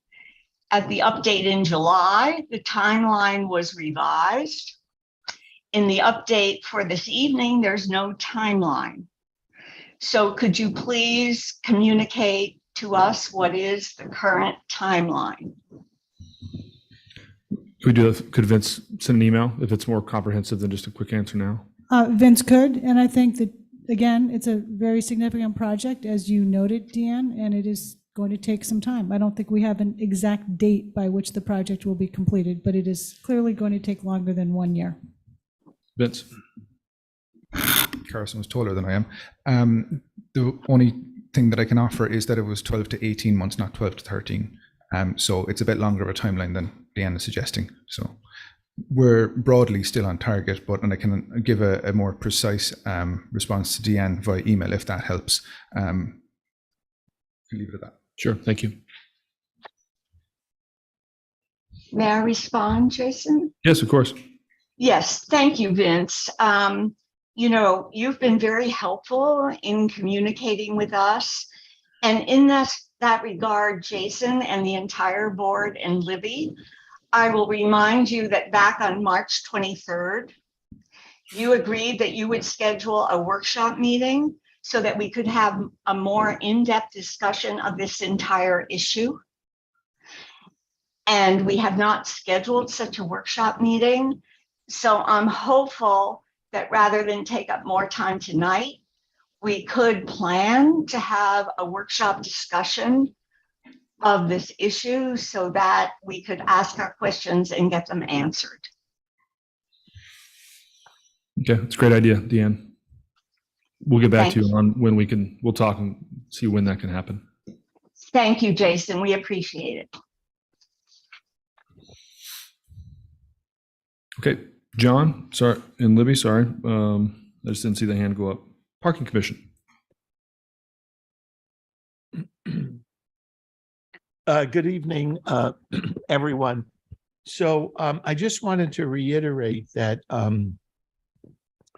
under Article 66 of the 2018 annual town meeting, the town voted to establish one or more parking benefit districts, and that's under Chapter 40, Section 22A. And once that vote was taken, the Select Board has the authority, without further town meeting approval, to establish parking benefit districts within the town. And so that's something that you could do at any time at a posted meeting of the Select Board. You also have the authority to appoint a public body to manage those parking districts. So my understanding is the board is considering establishing a parking commission. And I guess the question that I would ask of the board, is it your intent to have essentially an advisory committee, that is a committee that advises the Select Board about how to implement these parking benefit districts? Or if you are looking at something where this parking commission would have more authority. If it's simply going to be an advisory committee, then of course, as we know, the board can establish an advisory committee under the town charter to advise you on how to implement these parking benefit districts.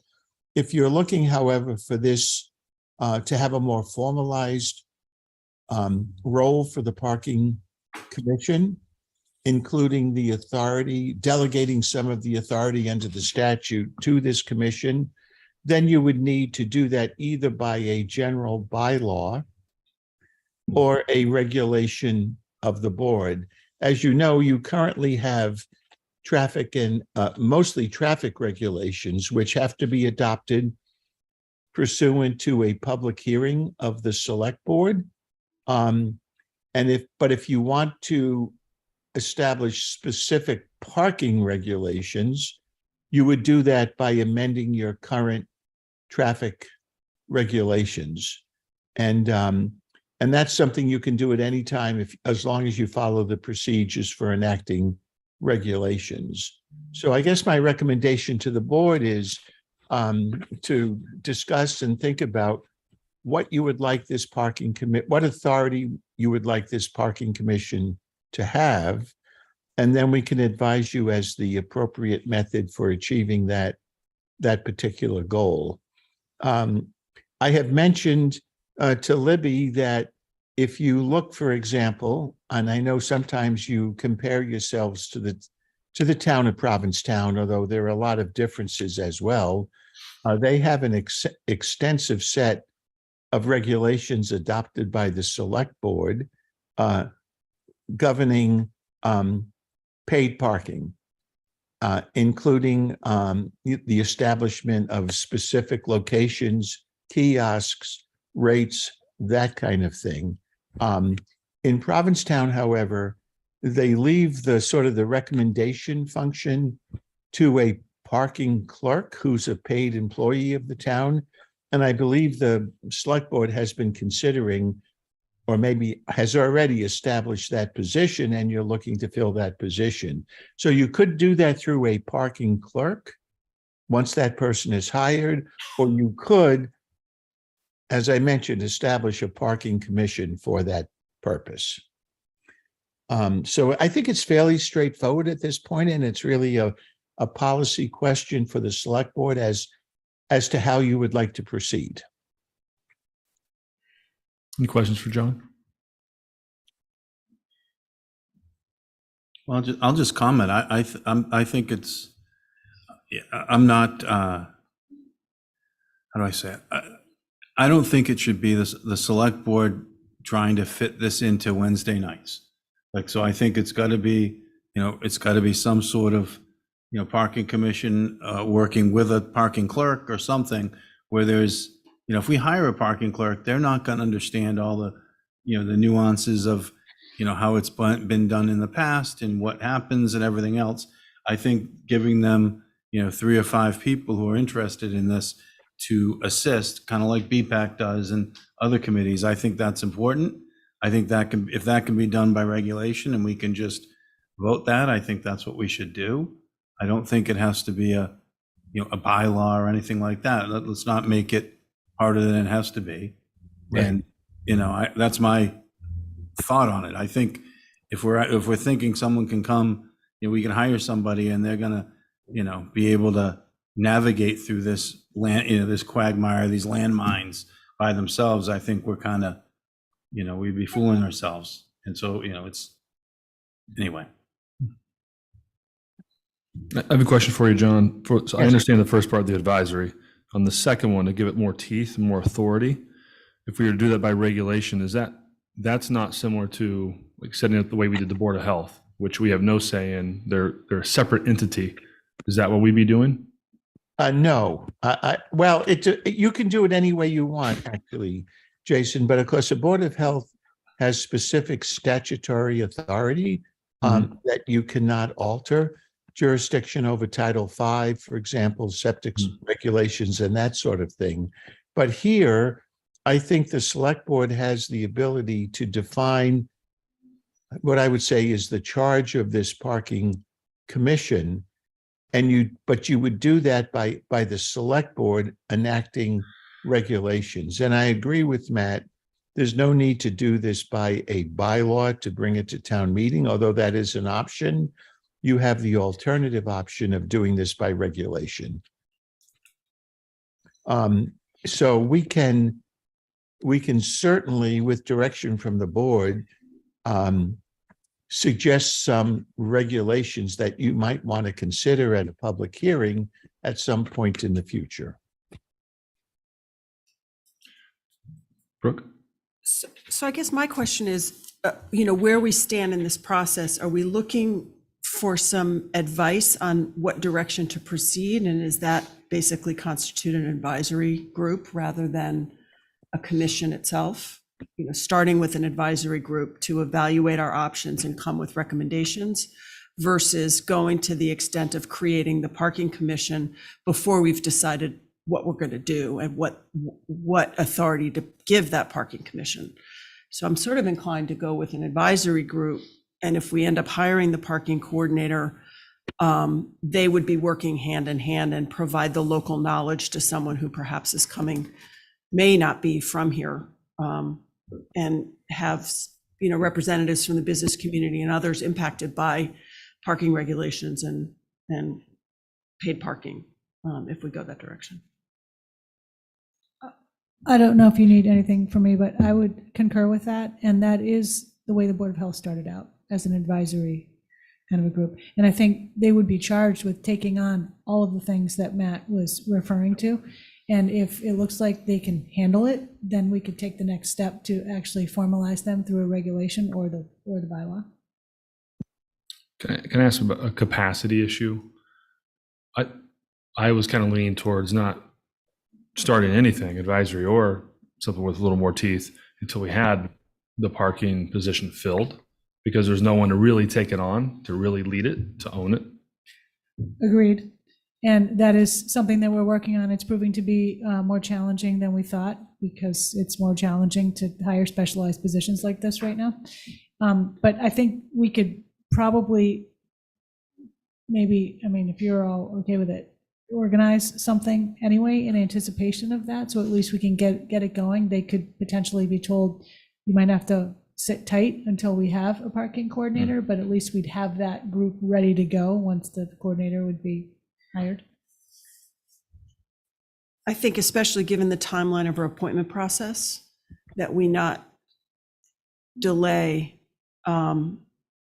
figuring out who should, if we're going to try to have certain representation on it, or whether it's just at large folks, or whether we, you know, we want to try to sort of identify constituencies to be on that advisory group, and then, you know, advertise and take up what can go through the nomination process, because that takes, what's that, 6 weeks, Erica?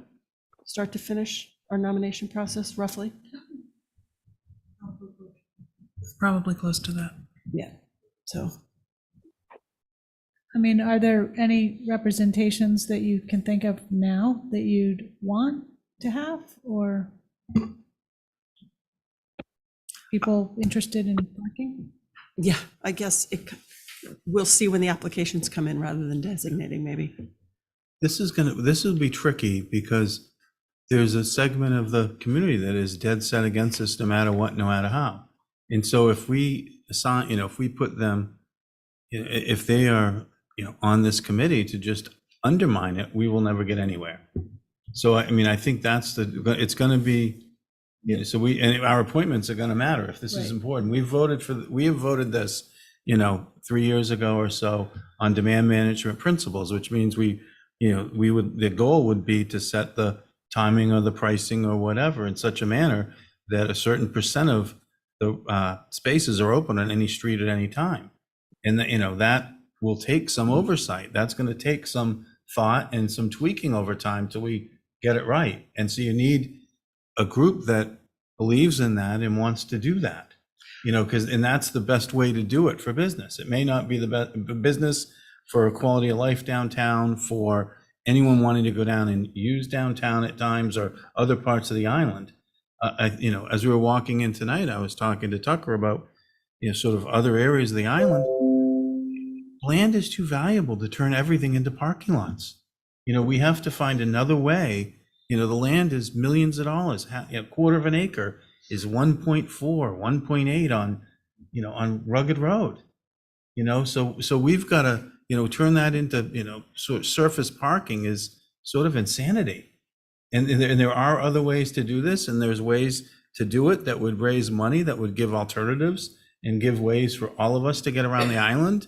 You know, if we're going to keep growing and go from 60,000 to 70 or 80,000 people, we can't do it, you know, taking buildings down to make parking lots. We have to actually bite the bullet and do this.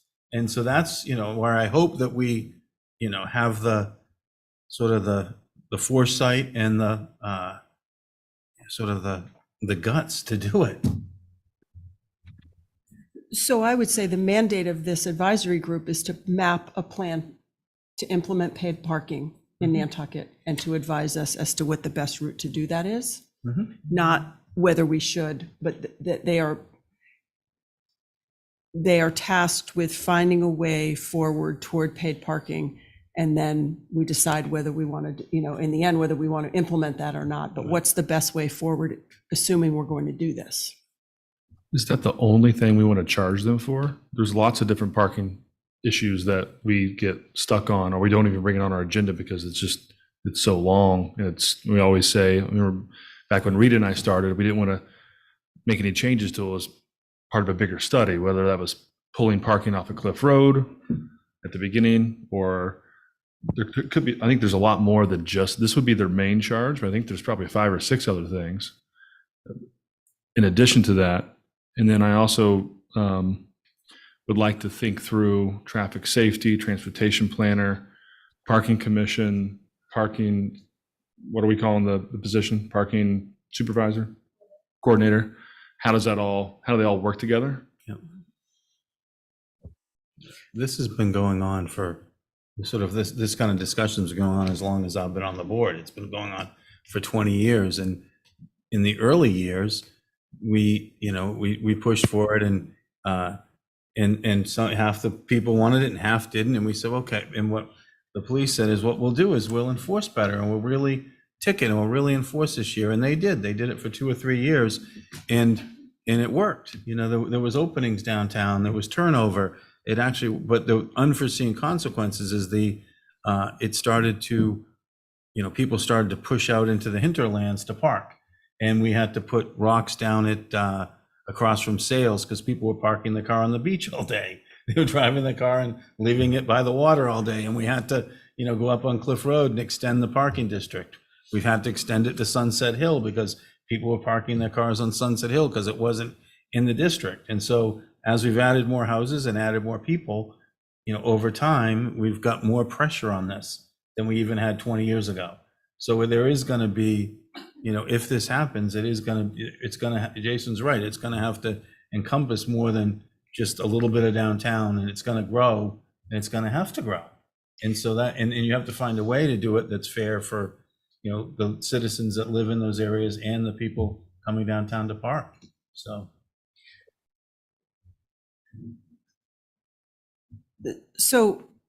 I haven't been on the board that long, right. But the impetus for talking about this was the question about, do we move forward with paid parking? So to me, that seems like it's job one.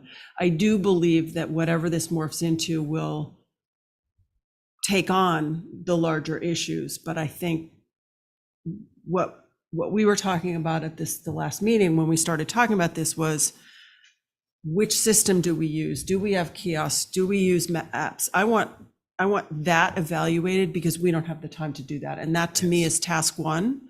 And then what are the consequences that then, as maybe the periphery of that, is what are the consequences of the recommendations with regard to other areas and other issues that might arise because of it? And that's sort of task two. What's the bigger picture of, but I think this is a path toward deciding whether we're going to do paid parking once and for all and how we would implement it, in my mind. And you want to go the advisory route versus a stronger group that would be through regulations. I think in my mind, we're asking them to do the work that we can't possibly do on Wednesday nights in terms of evaluating our options on this. You explained it better than I could. Yeah, I agree. So John, looks like we'd like to go the advisory route, which we could establish that at any time. Yes, Mr. Chairman, you have that authority under the charter. Do we need to bring this back to have better language? Are we ready to do that now? We could come back with we have a little kind of a format for advisory groups. Maybe we just come back with that and it's kind of just formalized and you approve it. It's not, totally clear on the agenda that that would be an action item. Right, it just says update, so let's not decide right now. Yeah. And I think we have to think about some of the things that you were talking about, Jason. How does it integrate with traffic safety or et cetera, like, and who are the representatives? And how do we make it a manageable group that's going to get something done? But Yeah, so. yeah, I like what Brooke's idea was. Task 1 is to develop a plan to implement paid parking, a recommendation to the board. And then other tasks can be assigned as when that's complete. Or as other things come up. Okay. Thank you. Okay, sorry. So we'll come back with a little mission statement on that. Next is fiscal 2023 first quarter budget reports. We have general fund, Our Island Home, and solid waste enterprise fund. And I'm going to recognize the director of finance to do general fund. And Brian, while you're up, why don't you just, since you're doing solid waste, just launch into that, if that's okay? Sure. Thank you. Good evening, everyone. So for the general fund, I know we talk about the first quarter typically is we kind of look at it as to get a barometer of where we think the year is going to go, but we don't put a tremendous amount of emphasis all the time on it because there's 3/4 of the year still to go. But the good note is that this year we took in $4.5 million more in revenue in the first quarter on a year-over-year basis than we did in fiscal 22. Primarily driven by increased tax collections, both real and personal property accounted for about 3.1 million of that. Rooms tax, which I know everybody's always eagerly awaiting after the 30th of September, came in at $1.3 million higher. So it came in at about 6.5 million for the period ending, the period we received the money in September 30th. It's for the period of June, July, and August. So it's not on a true quarterly basis on the fiscal year. It lags 1 month behind the true quarter basis.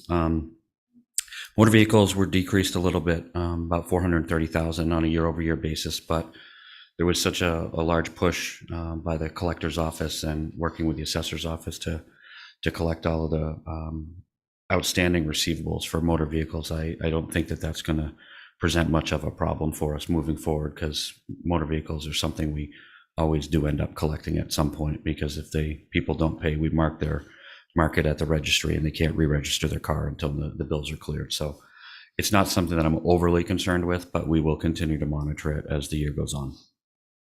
On the general fund expense side, about $5.5 million increase.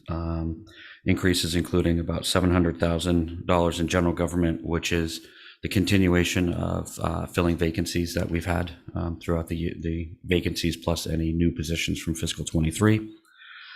School spending was up about 154,000. Safety and protection marine were up about 18 and 32% respectively. Debt service was up as well, 36%. As you know, over the last probably 8 to 10 months, we've tried really hard to lock in some long-term debt at rates that are more favorable, given the fact that the economy is still in a very uncertain time and rates are certainly rising. So that's not something that we was not unexpected as we went through the first quarter with debt service. The majority of our debt service is due in July, August, and September. The majority of the Clean Water Trust Act and all of the other debt that we have is generally due in the first month in July. Some of it lags over into September with interest payments in the second half of the year. Does anybody have any questions on revenue or expenses? Okay. Eric, if we could kind of just go to the capital slide, I'll just kind of go through it. Yeah.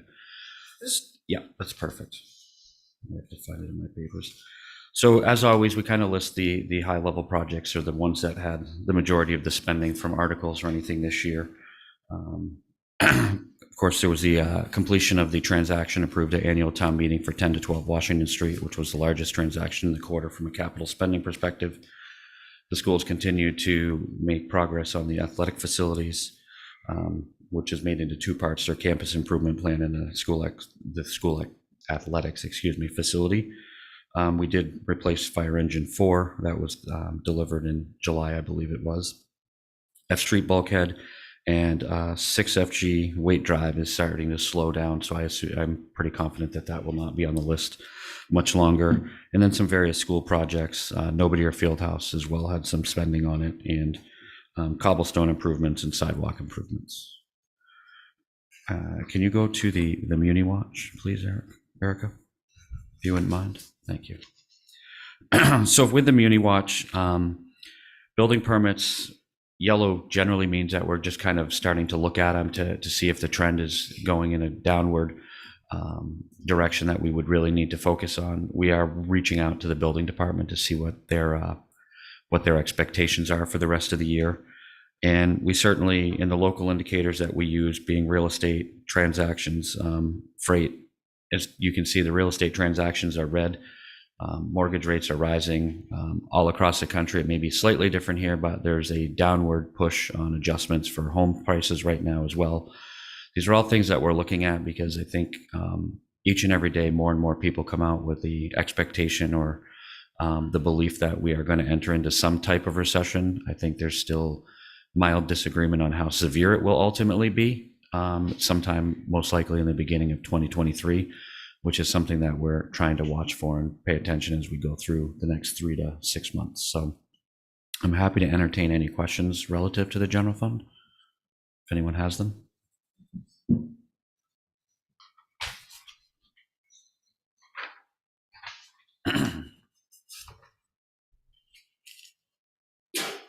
Yeah, so if you could go there, that's perfect, Erica, thank you. So year over year, for solid waste, we took in just over $1 million in revenue for the first 3 months for fiscal 23, compared to just under $900,000 in the first quarter of 22. It's about $105,000 increase. Still a little bit behind where we might expect it to be at this point of the year. In that first quarter, there has been a substantial, significant decrease in the amount of mixed excavation waste was transported to the facility in the first 3 months. So that's one of the drivers of this. There was also, still working with George on this, but there was less leaf and yard waste also delivered, which seems a little strange, but given the dry weather during the summer, it may not be that abnormal. So those are a couple things that we're looking for or watching on the revenue side. Expenses were up about a little over 700,000, mainly driven by two components. The MRF fee increased by about 3.5% due to inflation and the contractual obligation agreement that we currently have, as well as increased. The other primary driver of this large increase is the increase in off-island disposal. It's become significantly and vastly more expensive to bring the C&D and Nernix off-island, and the cost of disposal is rising, much like every other cost is. I'm working very closely with not only the DPW director, but George Aronson, the consultant that helps us with the solid waste, to try to identify whether we think this is a continued trend or whether we think these are going to level off. Because if they continue at the pace they're on, we may have to adjust or make a transfer at the annual town meeting, because we could be faced with a deficit that we would have to cover. But overall, I don't think it's solid waste isn't performing badly. It's just there's a couple areas that could give us a little bit of pinch points that we need to pay attention to at this point. So I'm happy to answer any questions that the board might have on solid waste as well. No, just worried that we're we're gonna have something figured out for 2025. But other than that, we will have something figured out for 2025. Yeah. Before we have to do that. Yes, before it needs to be in place, we will have come up with the solution. So, okay, thank you very much. Thank you, Brian. Thanks very much, Brian. Peter Holden, our Island Home Administrator, is here for the Our Island Home Enterprise Fund budget update, and I think Bob Eisenstein may be remote. I am, thank you. Great. Good evening, everybody. Thank you, Bob, for backing me up on this. Appreciate it. No problem. Okay, so I'm going to start off with slide 3. Would that be okay? The previous one, you were right on it. Thanks. Okay, so what we're looking at, the total revenue for the first quarter was $2.4 million, representing a $1.3 million increase, but it's 128%. And like I said, it was recorded here, we had $1.5 million increase because of the prior year certified public expenditures that we received in August. So if we don't take that into consideration, the prior year receipts was down 158,000, but not to worry, I'll go into why. Then the next sentence says we can contribute the decline in collected revenue to decrease census and decrease Medicare admissions patient revenue. Now, if you look at the 3 quarters that we have, right, we did 35 residents on average. Like in July, we had 30 residents, August 32, now we're at 36, and we're down to 35, but we have 2 admissions that we're looking at coming into the building. But the prior quarter, we were averaging 23, 25. So yes, the Medicare revenue will be a little slower in revenue collections, but there's also a 90-day cycle on that. So we haven't seen that yet. So it should be coming into the following quarter. Also, we changed vendors on the collection of Medicare payments. So we will see an increase in Medicare payments the following quarter. I'm almost sure of that.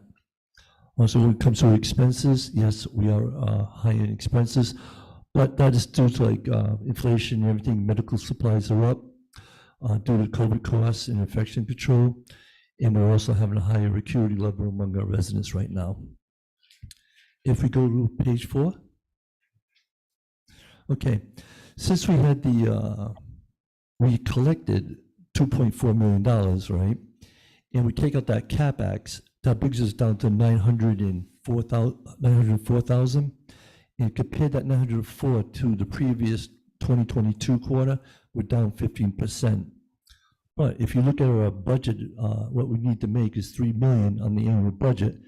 If you take that 904 times 4, let's just call it 3,600,000. So we should be on pace to be 600 over in the budget revenue going forward. That's my take on it. If I'm wrong, it will bear out later. Okay, then also, based on that, if we go to the next page, on page 5,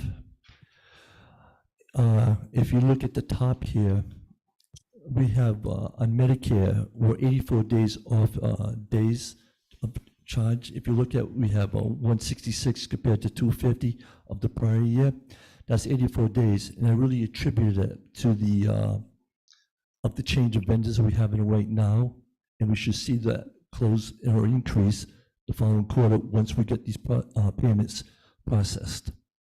Okay, and at the bottom there, we have a Medicaid, but the Medicaid really was representing 63% of total revenue collected. And Bob, am I missing anything on the revenue? No, you're doing great. Okay, moving on to expenses. If we go to slide 8, that's the best way I can do it, and then Bob can pick up the actual numbers maybe. So if I'm looking at this pie chart, and I'm looking at the payroll and benefits, that's at 50%. Now, with my limited experience as an administrator over the years, the industrial average is between 70 and 80% of that, of most nursing homes on the mainland.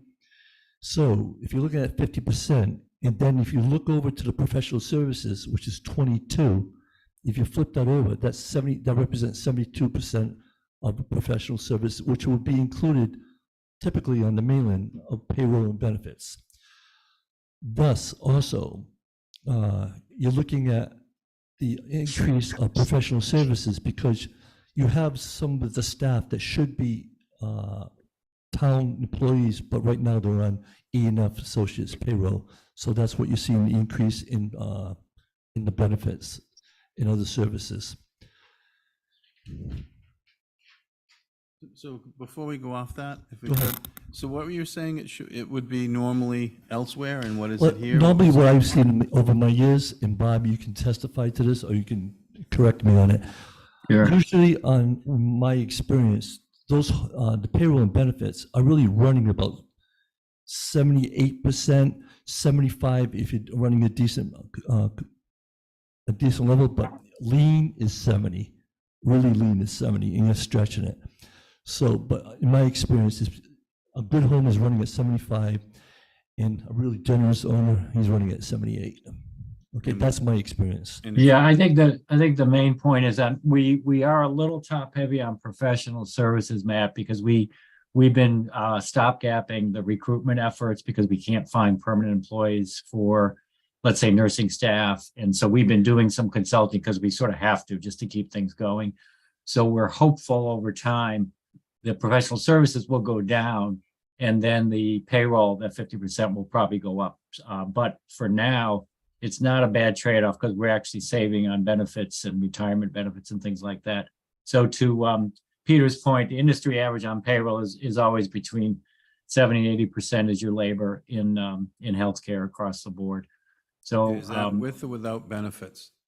we're the professional services. Oh, the 70, 80%, that's including benefits. Okay. So generally, yeah, that includes everything. So it'll flip a little bit over time, and we've made Libby aware of it. So for now, it's working. For example, the director of nursing we couldn't find, so we actually brought her in under our contract for now, and it's working out very well right now. Also, Bob, I want to bring up the point that we have travel nurses that filling some of the positions. And that's a They're cost included too. as well. Yep. Okay.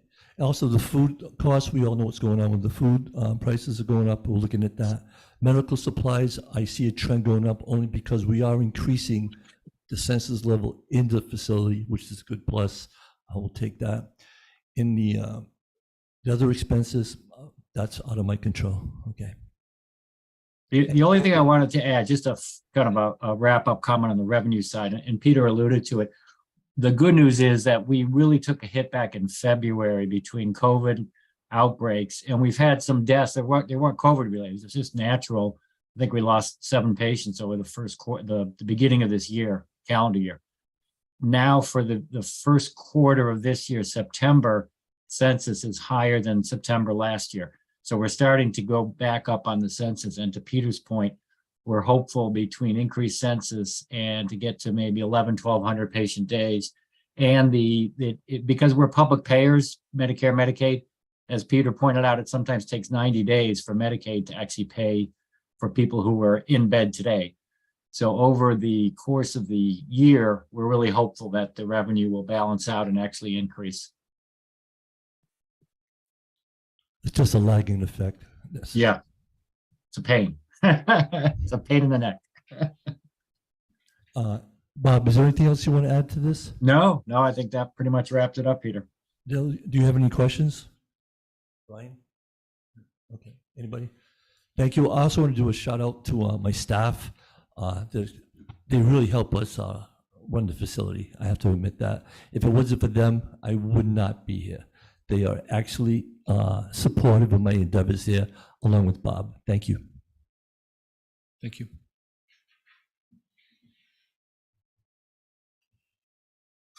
Bob, do you have anything else? Nope. Thank you, Bob. Thanks for that report. Anything else, Libby? Good. Select board comments or committee reports? Nope. We met with the Martha's Vineyard yesterday, and that was very interesting and productive, I think. I think there's a lot of issues in common, and it was interesting hearing sort of their perspective. I think Zoom has made it easier. We may do it again. It's a great turnout. Yeah, it was unbelievable, like 90 At people. one point it was 105, I think. Was it? Yeah. Yeah, and it may be thankful that we don't have 6 or 7 towns, because I can't imagine how you'd navigate that. Just looking at all those people on the, I have a hard enough time remember your names. I can't imagine remember all those guys. It was pretty amazing. My name is Jason. Yeah. All right, Jason. Yeah, sometimes I forget it, but no. But and then what else? The other thing, are we going to have? I've been trying to get. This is sort of just an aside. I've been trying to. Wondering how to get a COVID shot, and there's never any availability here. And so I'd love to have Roberto. There's clinics on the weekends. You plug in and you try to do it, and it says not available. So they give you a link in the every day on the, Yeah, I had the same experience. yeah, and there's nothing available. So they're not every weekend. They're periodic, but I But, understand. Yeah. but call the health department because right. sometimes they have leftover vaccine that, and if you get your name in, they can get a hold of you. Yeah. They Okay. probably didn't want me to say that, but. Yeah, it's but I gonna think happen. if it is available, I think we should make a point of telling people, some of the stuff people are talking about the winter and the 2 new varieties and everything else. And if they look at the current or whatever and they click and then they go online, they're going to find that there's no availability.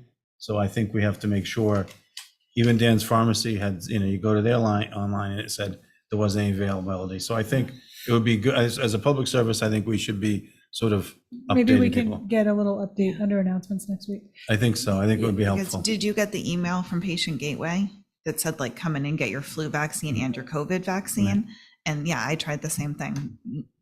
There were no available dates. Yeah. So that was another part that I just thought it's something we should think about. maybe scheduling more of the COVID clinics if there's unmet demand. So. Yeah, we can do an update when needed because it is getting to that time where we're going to see an uptick Hopefully not, going but- inside. I hope not. But in yeah. COVID, and people are going to be maybe scrambling to get tests or not just tests. Sorry, vaccines. I want to respond to Matt's comment about solid waste planning and just say that the solid waste group is meeting on a regular basis and we're doing a lot of work toward Okay. that end. So Okay, thank you. Is there a motion to adjourn? so moved. Second. All those in favor? Aye. Aye. Thank you. Yes, there's 2 things.